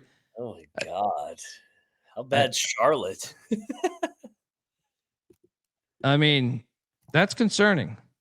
Yeah. Didn't watch a second of it because I saw they were up like 14-0, and I just assumed it was blowout city. And then we can get to this one, Troy and Clemson. This is the real reason why I lost a lot of money today. Some of it is UTSA. Clemson, man. Well, I started live betting the fuck out of this. Didn't I text you this? Yeah, I stayed away because I was like, I don't know, I don't see any pop from Clemson right now. I kept live betting this fucking thing. Now, finally, my last one was -7, cashed. But man, this is the problem with handicapping when you have these dumbass lightning delays, this fake lightning shit going on out there. Is none of the fans were back. When they first came back, there was like 6 people there. Yeah. That's the whole handicap, because I laid 30.5 from the start, is with the home environment. So by you doing this nonsense and then kicking everybody out, and then they come back, and some of them are slow to come back because you're playing fucking Troy. They've been drinking in the parking lot since 7 a.m. Right? Clemson 27, Troy 16. Lost a lot of money, and then I have my questions with Clemson. No shit. It's almost like they won a bunch of shitload of close games in the ACC last year, and everybody crowned them as the team to beat in college football, going to go 16-0. And I'm like, I don't know, man. Like I like Clemson. I'm a huge Dabo guy. I love Dabo, but they're struggling to run the ball offensively right now. I'm just assuming it was the hangover. Yeah, but like Clemson and LSU kind of look like shit today. Yeah, I'm just talking Clemson offensively. Yeah. 2 weeks now has looked ass both weeks. Yeah, Klubnik is overrated. I feel very confident with that statement. Totally. Yeah. Then there's this one which I also bet on, and oh my god, the back door. Is this Missouri? Kansas had what, a 16-point lead in this game? This is such a 17. It might have been 17. Phony ass Missouri team. I hate this team. Such a phony team. 42-31. I had money on Kansas. I felt good about this, and I honestly felt like 3 quarters in, I was like, Kansas is going to win this. Kansas, yeah. I do wish their execution was a little like, first off, how about the drop ball by the Alabama transfer on that huge third down? Yep. They were going back and forth, and that third down drop by the Bama transfer wideout, I'm drawing a blank on his name right now, was absolutely fucking brutal. Like, that was pretty much the game. Kansas defense still bothers me at times. It's like how do you forget about the tight end on that fucking play? Yeah. Shout out to Eli Drinkwitz. He makes me look like a fool every year, even though I still don't feel like his teams are that good. Yeah. But I thought they were going to lose outright here. So shout out to Mizzou. Your thoughts? Should have at least covered. I mean, god damn, I can't believe we didn't not cover this game. Covered for 59 minutes, and then they break off that run at the end. But yeah, Kansas gave this game away. This was a golden opportunity to win an old rivalry, led by the 3 possessions at one point, and I thought Daniels played well. They just defensively they were bad today. There was one drive where Daniels missed 2 guys back-to-back plays deep, and I was just like, gosh, man, you gotta hit. One of them was a 75-yard touchdown. If he just puts a little bit of air under it, he still played phenomenal. Don't get me wrong, but that drive was pretty fucking like that. And then the drop by the kid from Bama, those are in the same vein. I feel like late third quarter, maybe early fourth quarter. Probably the difference in the game. Tennessee, Joey Aguilar, they look great. even though one of those passes looked like a fucking Hail Mary. 72-17 against these Buccaneers. All right. Great game. Colorado 31, Delaware 7. Yeah, I was a bit surprised that Ryan Staub. There was a third quarterback in the mix. He played good for Colorado today, but I was surprised he was in the game. Yeah, I don't know what to make of that. At least Colorado didn't trip. They didn't look amazing though. They didn't look amazing. Yeah, they kind of put it late. Yeah. I actually think I picked that correct because I had 24.5. Didn't bet it though, of course. Wisconsin blew out Middle Tennessee. That was an easy play. And then, buddy, I apologize in advance. Do I need to take a drink on this next game? Ohio money line hits. Bobcats 17, West Virginia 10. You guys are 2 for 14 on 3rd and 4th down. That's not going to win many games. How about this? Ohio 430 yards of offense to West Virginia's 250. Parker Navarro is fucking really good. He should be. Honestly, I'm actually gonna throw flag on the play to you guys at West Virginia. How the fuck is he not on your roster? 2 hours away. He didn't even play well today. But he should be your starting quarterback. Oh yeah. Oh, we take Navarro right now. He threw 3 picks, right, or 2? 3 in a 2 row. or 3. Yeah, 3 in yeah. a row to us. That was a painful 3 hour of my life. I'll take another drink, everybody, after watching that shit. Defensively, I thought they actually were pretty good in the second half. I thought Allie made some good adjustments, but it's a blessing in disguise for what's on deck.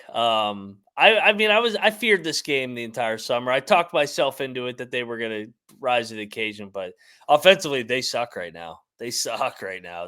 Rich Rod's tempo is completely out of sync, and they don't have a quarterback, but we'll win next week. We'll find a way. I don't care how we're going to do it. We'll win next week.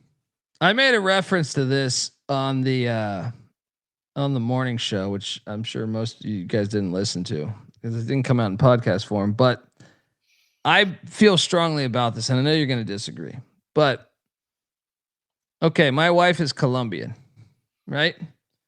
Mm-hmm. You know, I'm a white guy, right? I go down to Colombia and there's the stereotype. White guys have no rhythm, right?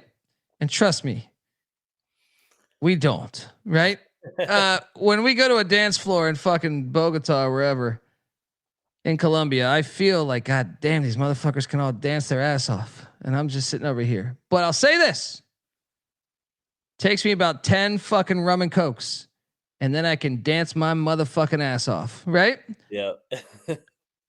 Timing is everything. Same in Rich Rod's offense. Rich Rod's offense. It's out the gate, the first like four or 5 games, you're going to be absolute shit. And I've seen this everywhere he's been for the most part. Jacksonville State, probably the anomaly. Well, shit, last year they were 0-3 start the year, and then they ran the tape. Yeah. So look, it's a true thing. You got to get that rhythm, but here's the problem. To get the 10 Jack and Cokes, you got to go through those 10 Jack and Cokes, man. Or rum and Cokes, whatever the fuck we're talking about. Yeah. I'll congratulate the Ohio Bobcats. They were the better team today. We did not deserve to win that game. That's a great program. Happy for them. I'm not talking about Ohio anymore. I hope you guys win the MAC. I'm on to the next one. I'll see Morgantown here in 72 hours, and it's officially eat shit pit fucking week. Those fucking Berries. We're coming for you, baby. I'm going to Morgantown, and we're turning this season around, baby. Let's go, Rich Rod. I haven't jumped off the bandwagon all like these other fucking bandwagon ass. They should know this, though. They should know that his offense is a timing-based offense, and you're only on that second rum and coke. You're dancing like Mark Madsen in the fucking club right now. You're going like this, right? Well, pass me a couple more so we get to 10 right? So we can win next Saturday, because next Saturday is the Super Bowl. Oh man, you gotta get to that 10th one. Then I can tell you can do everything. You can fucking tap dance. You can do fucking everything there is. All right. Hey, Ohio's better than Pitt, by the way. I still am bullish on Pitt. I just thought it was uncalled for today. But it is your week. I don't want to praise Pitt too much. I told you though, I don't like West Virginia the first month of the season. Actually, I probably won't start betting on you guys really until November, putting like hardcore big amounts of money. So yeah. But I'm wishing you the best. You know, after what Pitt just did to me, you filthy whores, please. Non-conference game because I have them for a future to the ACC. Please, West Virginia, ruin their whole season. All right. I'm not making that drive up there to lose now. Let's go, baby. Come on, Rich Rod. I'm not jumping off the bandwagon. Hey, we didn't bring you back just so to jump off the wagon because we lost one game. We got to change the shape. We got to get back to winning some damn games. But yeah, man, today was painful. Jesus Christ. Yeah. Wyoming skunked Northern Iowa 31-7. I watched like 5 minutes of this. Dude, how about Arkansas? Road rash face, man, just putting it all at Arkansas State. Hey, you finally want to play us? Fucking dude, they're flying under the radar, by the way. They are flying under the radar, and I have an over. Was it 5.5 wins? Let's go, Road Rash Face. We got this. Yeah. Dude, they put it on them in the first ever Arkansas Bowl. Yeah, I stayed away, luckily, because I was like, I don't know if Butch Jones's teams are prepared. He's fucking terrible. He can get them on campus, some of these athletes that they haven't got previously, but man, he can't coach to save his life. We cashed, but this is a little more of a struggle than I thought. We cashed on Southern Miss, 38-20 against Jackson State, double lock. We got that win. We needed that win. Dude, I bet Nevada -7. Oh my God, dude. This is one of the craziest games of the day. Sac State basically scored I think it was 3 straight plays to win the game. And each one had I think it was 2 holdings and a legal man downfield. So Nevada ends up winning. Huge for our win total over. Once again, I lose the bet. But the win total over, that's a big one. That's a big one there. Needed that. Fucking chill. Dude, we pulled this out our ass, man. And honestly, one of those holds was questionable. The other hold was legit. The illegal man downfield was legit. But one of the holds, I was like, maybe. Yeah. I'm a little concerned about Nevada now moving forward. Yeah, but it could have been a body blow game. I mean, they played their ass off against Penn State. That was a physical game last week. Yeah. No, I think that's one of our points of, if we've learned anything today on this show, besides buying a helmet car, is I think the body blow game might really be a thing. Yeah. You know what? It wasn't a body blow. It was NC State because ECU put up 56-3 on Campbell. And I'm telling you, South Florida, you lucky motherfuckers with your goddamn Raymond James Stadium. You're playing that. You don't even have a stadium on campus. You're lucky ECU's not on the schedule, or we'll stick it to you bums. All right. We'll stick it to you. Alex going to go to the Golesh. 56-3. God damn it. We're amazing, right? Let's go. I'm pulling for you, man. Hey, I'll tell you what, that Army game in a couple weeks has got some juice to it now. It does. Thursday night. Let's go. With the big win today, ECU's looked the part. Oh man, the first 2 quarters, if we were just asleep a little bit. Yeah. After that, our offense been in high gear. How about welcome to the FBS, Missouri State? Hey, Marshall. Shout out to you running off every coach that wins a bunch of games for you. Because Missouri State just went in there, brand new to the FBS, into your Joan Edwards Stadium, and they won 21-20. We were on the over on Missouri State, so this was a critical win for us. Yeah, I am also on the under on Marshall, so this is a critical. Everything here was good. Your thoughts? Yeah, those jack fucks down there in Huntington. They played the West Virginia losing to Ohio game on the Jumbotron before their game, and they were trolling the hell out of us. And then they go out and lose to Missouri State at home. They haven't tweeted me back tonight, so typical little brother shit. Yeah, that's a tough loss for Gibby down there in Huntington. But great win, Missouri State. Let's go. I like this program. Yeah, fun win. Do they have SMU next week or the following week? I forget the schedule. I think it's next week. I think it is next week, but that's a bad spot. Random. The way SMU's practice might be a little hard. Cal 35, Texas Southern 3. Didn't bet this game. I'm trying to remember what the line was. Oh, so we picked it correctly though.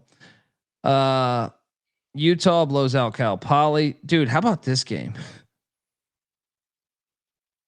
Only FCS heads will know this one. Old Dominion 54, North Carolina Central 6.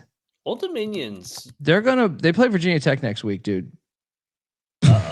You want to talk about the house completely burning down? We haven't even got to that dumpster. Oh man, ODU, Ricky Ronnie, FAU put it on Florida A&M. Miami put it on Bethune, but Bethune covered. And then my fucking Long Island Sharks, baby, first ever FBS win. I told you we're gonna go on a Ypsilanti. I knew a broad used to drive a Ypsilanti, 68 Ypsilanti. She used to go down Main Street and boom, she'd make a right at my house and boom, I hop in the car. She'd give me the key. She'd rub my cock like no other.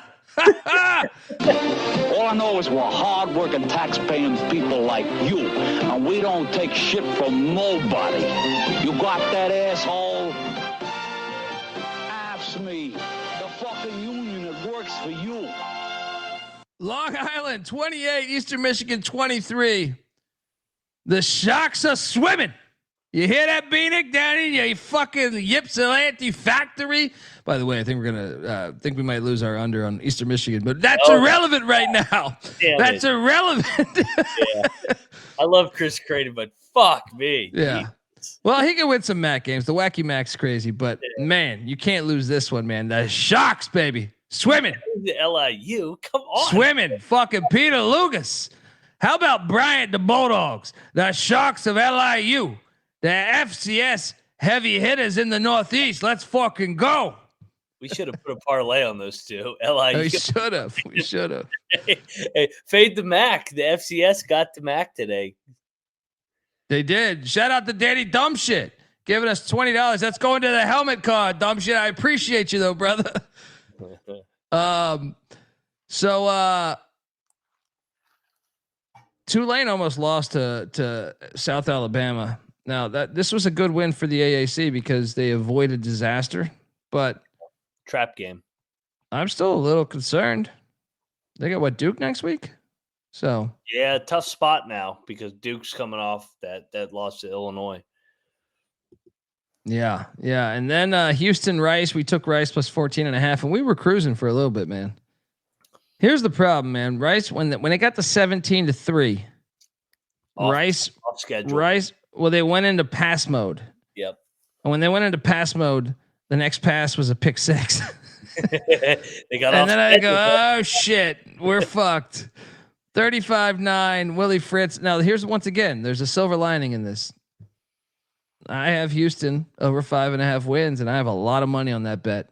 I even have Houston to win I'm sorry, I don't have them to win the Big 12. I have them to make the Big 12 championship. So I know this game doesn't mean anything from there, but I like to see them look good, and they did. Your thoughts on Willie Fritz and the Cougs? Hey, that's an impressive win, man. I mean, we saw Houston lose that game, 2 years ago, go in there, handle business, win by 3 touchdowns. Houston is in a nice little spot here, flying under the radar. I don't think people realize how good they are yet. Yeah, I forgot Dean Connor's revenge game too. He was at Rice, and then another thing I forgot is I should have known this, by the way. I just think we're having fun. Fritz was a triple option coach for a long time, so I feel like he's more. I know it's not traditional triple option that Rice is running; it's kind of everything. But still, I think that gives you a little bit of an advantage there. Okay, I'm gonna biggest bullshit of the night, and I feel like honestly, if you did not watch this game, and I didn't have a dog in this game, but like I expect ridiculous apology. Northern Colorado. Yes. Yeah. Horrible. This game was ridiculous. I expect tapes to be sent to the Mountain West Network. This is the reason why I was texting the Mountain West guy. Was it started with this? This is horseshit. Unless they have another view, which no one has shown anybody, and I'm not the only one. The fucking play-by-play guy calling the game was asking for the same thing. If you did not catch this game, this was on the Mountain West app, but Northern Colorado, the Bears out of Greeley, Colorado, who's been a terrible FCS program since coming up. This is an iconic moment for them if they can win against Colorado State, who spends a lot of money, that's on the verge of the Pac-12, of going to the Pac-12. They throw a touchdown with about 30 seconds left from about 40 yards out or 35 yards out. That was a touchdown. It was an audible. It was a check at the line of scrimmage, which was a great fucking check. And it is a touchdown. It is a clear touchdown in my eyes. They reverse it and say incomplete. So they ruled it a touchdown on the field. And then they reverse it without any fucking proof. Every replay basically, it's actually really hard to tell. I mean, I think he has it, but you can't see anything. I think he has it though. This was ridiculous. This was like they owe an apology to Northern Colorado. And I thought Jay Norvell was going to get fired tonight. The fact that they overturned this call without any proof, with any shots, this is the biggest tragedy that happened today.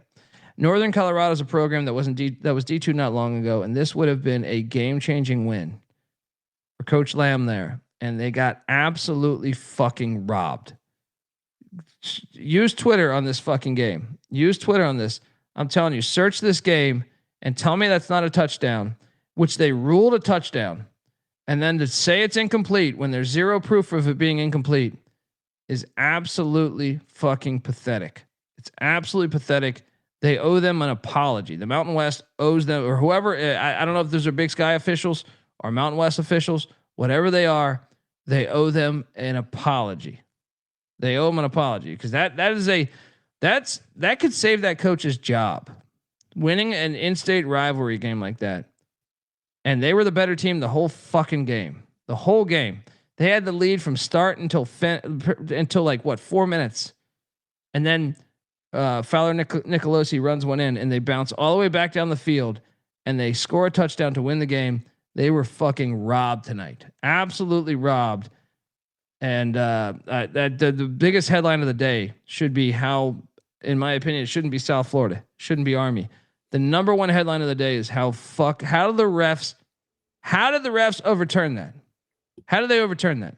They shouldn't have overturned that. There was no proof unless they're seeing some shit that we are not seeing, which I find hard to believe because I think the position the receiver was in, it was impossible to see if the ball fucking hit the ground, but it looks like he retains possession through the whole thing. Even Joel Dreesen, their tight end, Colorado State tight end, right? Legendary tight end, played on the fucking Denver Broncos, right? He tweeted, so he's watching the game as a Colorado State fan. He goes, "That's a fucking touchdown." Colorado State fans are even saying this. This is nonsense. Absolute nonsense. Mac, did you see the touchdown? Because this was absolute horseshit. I did. I think my computer booted me out because it was so disgusted too. But yeah, I feel like officiating is getting worse and worse every single week. And I mean, just a total crime of stripping something that could have been so special for Northern Colorado. That's a program builder, man. I mean, that's little brother. That's an FCS over an FBS, and go down the list. And I mean, that was a joke. That's a total joke. And I am so sick of these officiating crews, man. They make too much money to miss blatant calls week after week. Well, especially when it's on review.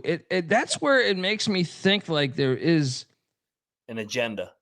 I don't understand. There's zero consistency through it all.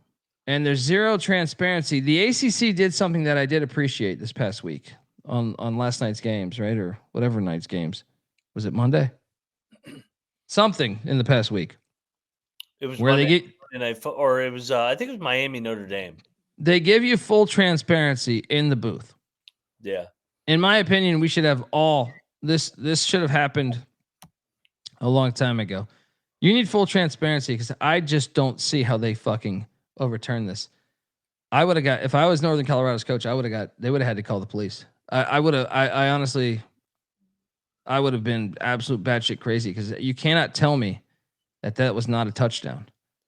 There was zero looks. We saw three different angles. I know they have different cameras, Jerry, but here's what's crazy, man. So I am pals with a couple people with the Mountain West. So I hit them up, and they didn't tell me anything. I just said like, well, how did you guys overturn that thing? And they're just saying, I don't know. I think they were at a different game, but I just, there should have been a better explanation. All right. And I know they have different cameras, but I also think from what we see, there's just no way to overturn that. Like, I don't believe it hit the ground. Is it possible? Yes, but then why not? I just think they should do a better job of showing you that. In a game like that, where it's so critical on a play like that, where there's 20 seconds left in the game, you can't drop the ball there. You got to have video and you got to have transparency. I need to know. I didn't even know they were fucking reviewing it. And the announcers are with me. The announcers on the fucking game were the same. Like, what? Like, they're reviewing this? That's a clear touchdown. I don't know. It just makes you think. Anyway, next up, how about UCF tonight? 68 points to 7. Yeah, they opened it up a little bit. Wow. Didn't see that one coming. Memphis 38, Georgia State 16. We did eat shit on Georgia State. Georgia State's not very good right now. Dude, I feel like they could have covered that for a while. I know. That game got away from them late. Yeah. Toledo 45, Western Kentucky 21. We did triple lock this thing, and the Rockets. That was a good win. Blasted off.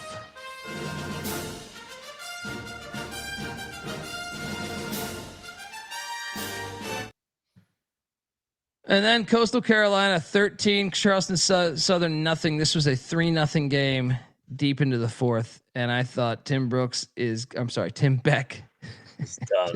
I should call him Tim Brooks. I'm calling him Tim Brooks from now on. Tim Brooks, he's gone. He's out of here. They're fucking horrible, dude. I can't wait. ECU's going to destroy them. Yeah. I can't wait for that. If we lose that game, I might go crazy because I'm going to it. But Coastal 13, Charleston Southern nothing. Purdue 34, Southern Illinois 17. Shout out to the Salukis getting the cover there. LSU 23, La Tech 7. Should we panic a little bit about how good LSU is? Because we saw Clemson look very average today. So I'm not going to panic. I mean, they actually won the game last week, unlike Clemson, and they have Florida on deck. They could have done what Florida did today. Yeah, that's fair. That's fair. Yeah, I still like LSU. I'm looking forward to that game next Saturday. Me too. Always. Florida LSU always delivers. Oh, that game's so every year. It's fantastic. Michigan, Oklahoma, we cashed on that.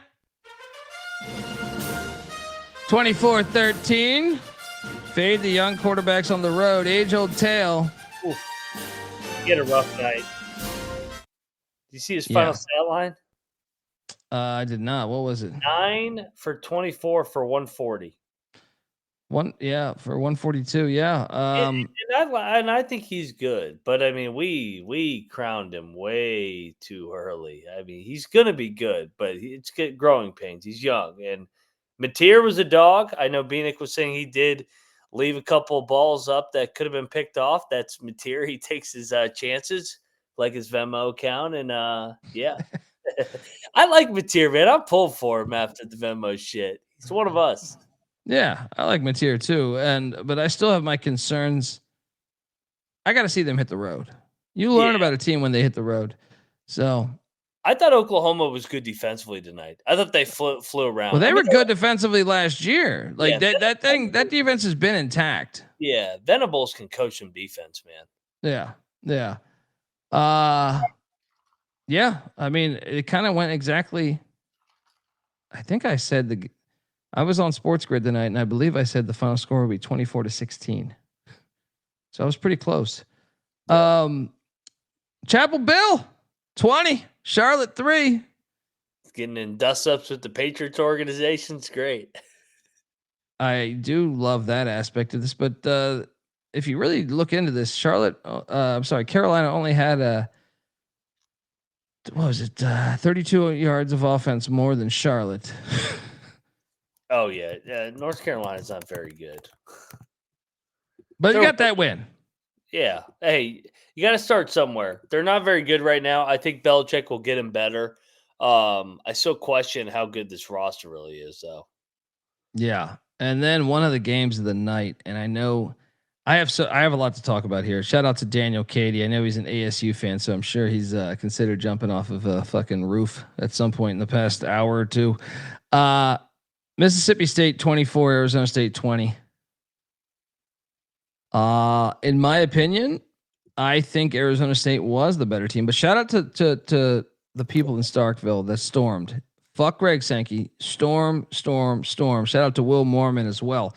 But I have so much to talk about in this one because Mississippi State got up 17. Was it 17-0?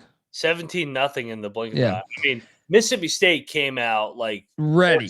They were ready. Kentucky Derby. I mean, they came out blazing. Hit him in the mouth off a big touchdown to start the game. 17-0. That place was on fire. Well, we had a money line, by the way. I mean, we cashed here. We had Mississippi State money line. But Arizona State comes battling all the way back, and one of the bigger sequences is what do they have? A 2nd and goal from the 1. Yeah, and they end up kicking a field goal. I actually thought they were going to survive that. Right? I thought they were going to survive that. But what are they doing on 3rd and 9 with that? First off, so they had a breakdown defensively, but they were also going man and leaving no one back on a 3rd and 9, which is a ballsy fucking call. Ballsy call. And Mississippi State beats them. 3rd and 9. There was a miscommunication, it seemed like, from what I understand. At first I wasn't sure if how that broke down, but from what I just saw tweeted out, I think there was a clear miscommunication on where someone should be. Yeah. And they pay the ultimate price for it because 60 yards later was a touchdown and Mississippi State wins. They stormed the field like they should. But man, is this a huge loss for the Big 12, even though I don't think Arizona State was, it's not a conference loss. So Arizona State can still make the playoffs, but this was Heartbreak Hotel in the way it was. Brian Ward, who I love as a DC for Arizona State, too aggressive there, man. Mississippi State hadn't done anything offensively in the second half. What are you doing with that play call? I know.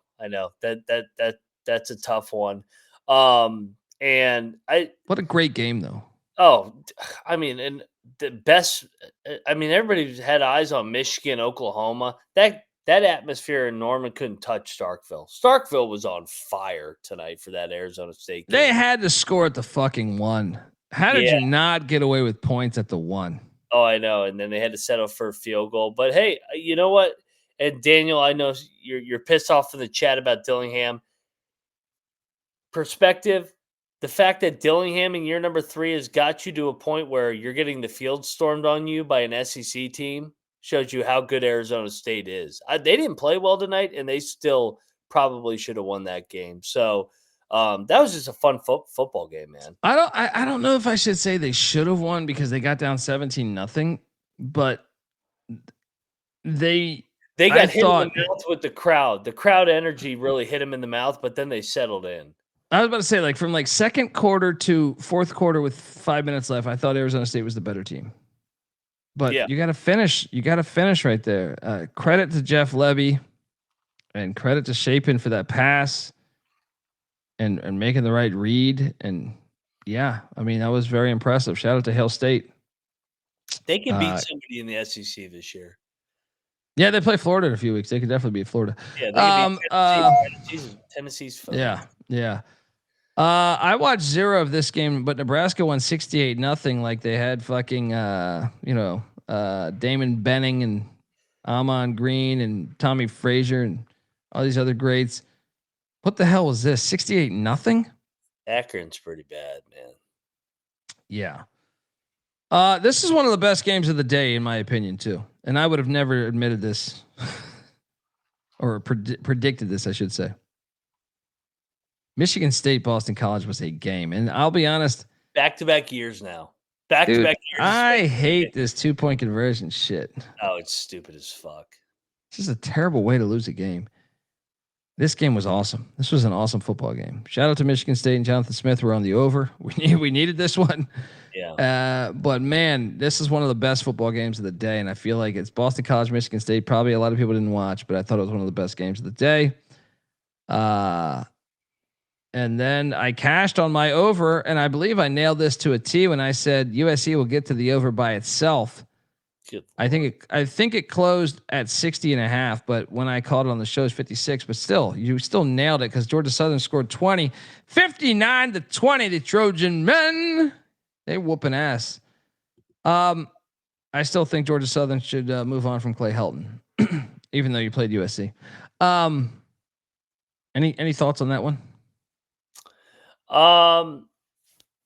No, I mean Georgia Southern, bad double west road trip here. They look very soft, but hey, good win USC. Yeah, and I know we got to close out here in a minute, but you got foolish, buddy. I did bet this. I know. I did cash. We're up double digits at halftime. I can't see you from all that piss in your face. Diego Pavia. What's the best part about football, or one of the best parts about football, is it's a 60-minute game because you can make major halftime adjustments. One team did and one team did not. No shit. Vanderbilt 44, Virginia Tech 20. Vanderbilt scores 34 unanswered. And Pissin' Pavia has been making me so much fucking money in my life. I'm telling you, I need to treat his family. Have them take the helmet car around the town. They don't get arrested. I'm telling you, by the way, and watching this game, I'm going to be honest here. I keep saying I'm going to be honest. What the fuck? Don't be honest. Don't be honest with the crowd. Brent Pry got fired tonight. Well, hopefully that happens Monday, but I think less of South Carolina watching this game. Yeah. South Carolina was struggling with South Carolina State. I know they opened it up late, but watching this game, I was like, wait. Doesn't Vandy play South Carolina next week? Mm-hmm. I'm intrigued because I'm very impressed with Vanderbilt, like I was all year. And my win total over 4.5 is looking pretty good as I projected this one. And shout out to Stacking the Money Green because I know he was with Kramer in the sports book there. And look, Vanderbilt had 500 yards of offense, just about. I think 9 yards short of 500 yards of offense on the road at Lane Stadium in prime time. Diego Pavia is a fucking beast, and he's one of the best quarterbacks in college football. I don't care what anyone says. He is. He really is. I mean, he completely took over that game. I mean, that was a dream spot for Virginia Tech. Revenge game. Lane Stadium, home opener, and they just got the doors blown off them in the second half. There was no fluke to that game. Yeah. Shout out to 357. It goes $5. He gives it. Appreciate you going to the helmet car fund. Both your thoughts about Jay Cutler as a player and his 4-day sentence in prison for a DUI. Was it his first DUI? I need to know more intel. Cutler's kind of a shit show. I kind of like him. No, I don't like him. He's a dick. He's kind of hilarious. He's like Jeff George, but I mean, I guess there's a part of me that enjoys that, the dickhead quarterback. But he played like a pussy to me still though. Like he would not check down the ball as often as probably he should have. And I can appreciate that, but I also thought like he was kind of a pussy when he had to like. There's like you need to run for 3 yards. I always felt like he was kind of, but I guess it's almost like Spurrier. I've appreciated him the further I've gotten away from watching his games. 4-day sentence for a DUI. Was it? I'm assuming it's the second or third. He needs like Gundy to represent. How do you get a 4-day sentence? What did he blow? Because I'm like, how does that just happen like that? But Gundy can represent him. He's better be done at Oklahoma State. It's true. That's true. I think I'm expecting Pry to be fired Monday, right? He'll probably get the ODU game. They're gonna lose to ODU. Yeah, You should fire if you want to win next week. You got to fire him Monday, right? Do you think they fire him mid-season like this early? Well, because you can still win the ACC championship, but what are you doing? The guy's bad. He's such a bad head coach. My thing was just watching the way the game unfolded and just the crowd quitting. Like, that doesn't happen at Lane. And I hate Virginia Tech as much as anybody, but I have a respect for that building. And I was like, man, what the hell happened to this program? Yeah, love Vanderbilt. They're gonna fuck up some of these teams. Can't wait. Damani, what up, man? Auburn 42, Ball State 3. I watched 0 of that game. God, the Ball State fans, where are they at? We also cashed on Alabama minus whatever the fuck the number was. As they won 73-0 against ULM. Easy play. I mentioned before Pitt doing me really dirty today. And the other team that did me really dirty was Louisiana. Oh, that was such bullshit. I can understand this one at least because it's an in-state foe. Yeah. Who wants to be an FBS. So they're a threat to you. But Louisiana and McNeese, I had 20.5 points, and I think you did too. This was dirty. This was absolutely dirty. This was like a 17-10 game with like 7 minutes left or something. Yeah. And just to run it late, to score that late, you motherfuckers. But I understand this one more. The Pitt one is more straight. Like Pitt and Central Michigan had never played before today. McNeese in Louisiana, like I do believe like there's some alums and probably some shit of like, hey, fuck this team. They're trying to give you FBS. They've been talking shit for us. You get the opportunity, you run it up on them. And I'm on board with that. That's what the sport should be. But man, it was dirty. We were on the right side of this. And we lost, and it was pretty harsh. But I had a horrible end of the night here because I had UCLA. Mullen are they going to make the playoffs even though they're not that good? They hung on for dear life, but they got it. Would they get a pick in like the inside the 20? UNLV 30, UCLA 23. How about the crowd starting to chant Nico, Nico, Nico, and then he throws a pick at the end. I'm like, this fucking guy.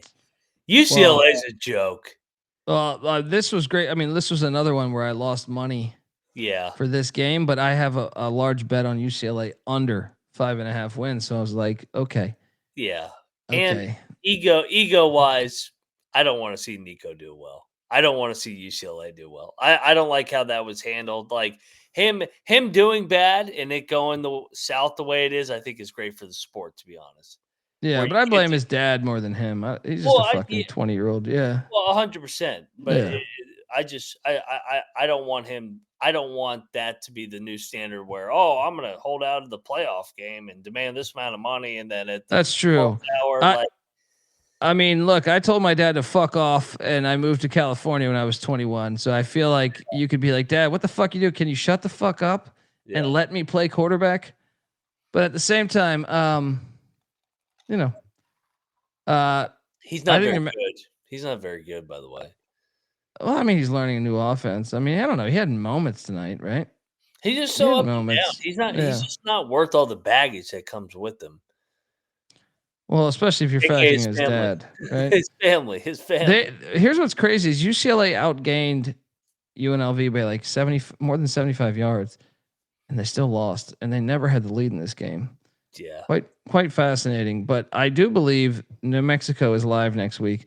What about these Rebs, man? I thought they would be at this point in the season. I thought they would be 2-1. I had them losing this game. They're 3-0, and they're at Miami, Ohio, and Miami, Ohio is not nearly as good as I thought they would be. So I got a feeling they're going to be 4-0. God, I hate this team. I don't think they're very good either. I think this is my kryptonite. They're my kryptonite. Every year I think they're going to be trash, and they end up being like decent. I'll bet Miami of Ohio next week. That'll be a lock. I don't know. They didn't look good again today, though, man. I don't know. Yeah. It is at Miami, Ohio, though. They've been on the road for a while. Yeah. They haven't played a home game yet. There's that. UTEP looked great against UT Martin, which makes me think Oklahoma State's really terrible. I had a bunch of money on Tulsa. This game was ridiculous. Tulsa caught a pass down to the 2-yard line to potentially take the lead, but the receiver stepped out of bounds like 13 times on the route. This game was ridiculous, man. This was the game I felt second best about. Tulsa had a 200-yard advantage at halftime and was down 3-0. I repeat. This is a stupid game. How did I lose money on this fucking game? Fucking Tulsa. They had like 215 yards to like 40, and they're down 3-0 at halftime. Yeah, unbelievable. New Mexico State, they're another threat to ruin my under. South Carolina 38, South Carolina State 10. Okay, no opinion there. Big rain delay in that game. Yeah, I cashed on BYU 27-3. Another win for the Big 12 over the ACC. And then how about Wazoo sticking it to San Diego State 36-13? And man, Washington 70, UC Davis 10. Domination. And Hawaii is currently up 26-13 on Sam Houston. All right. And Arizona's up 48-3 on Weber. I think we covered everything there. On Friday, there was a couple games. I thought Louisville looked pretty shitty, but won the game. Covered my 12 for me, 12.5. Northern Illinois, Maryland. Fuck you, Maryland forever. Because that game should have covered. They're the worst. And Northwestern destroyed Western Illinois, and Boise covered for us. Any other takeaways from this Saturday, Mac? Kind of a crazy Saturday. Rivalries are great. Regionality's great. Shout out to the Missouri fan that had the chance to kick the field goal to win $50,000, and he elected not to. And he said he lifted up his shirt and said "fuck KU," and he kicked the ball at Missouri's side or Kansas sideline instead of going for the field goal. He gets it. He gets it. College sports. I was like, that's some shit I would have done to Pitt. I'd be like, no, I don't need this money. I'm going to fucking see if I can hit Narduzzi right in the fucking forehead. Let's go. Let's go. Fantastic stuff. Oh, fantastic that made stuff. my day when I saw that video. Go check out that video. It's surfacing. Eat shit Pitt week. Let's go. Let's go. Folks, till next time. We'll be back Monday. We'll be back Monday talking next week because we got a lot of matchups. We're doing our top 25, all that good stuff. But yeah, appreciate you tuning in. And what a wild week! I thought week 2 was better than week 1 by far. Actually, way better. How games and were so competitive. Yeah, and then we didn't even talk FCS yet, man. Montana State, South Dakota State was a classic. Yep. A few other ones that were fire. All right, folks. Till next time. Give Moneyline Mac a follow on Twitter at Moneyline_Mac. I'm on Twitter at TheColeBD. The College Football Experience is on Twitter at TCE on SGPN. I had a shitty week, but pissing Pavia still cash for me. And don't forget about the fucking Long Island Sharks, baby, coming through for us. Can't wait to talk about all these other teams coming up. College football is the greatest shit on planet Earth. Give Northern Colorado an apology because they got robbed. This is the College Football Experience Week 2 reaction show. You better start thinking about yours. And we out of here.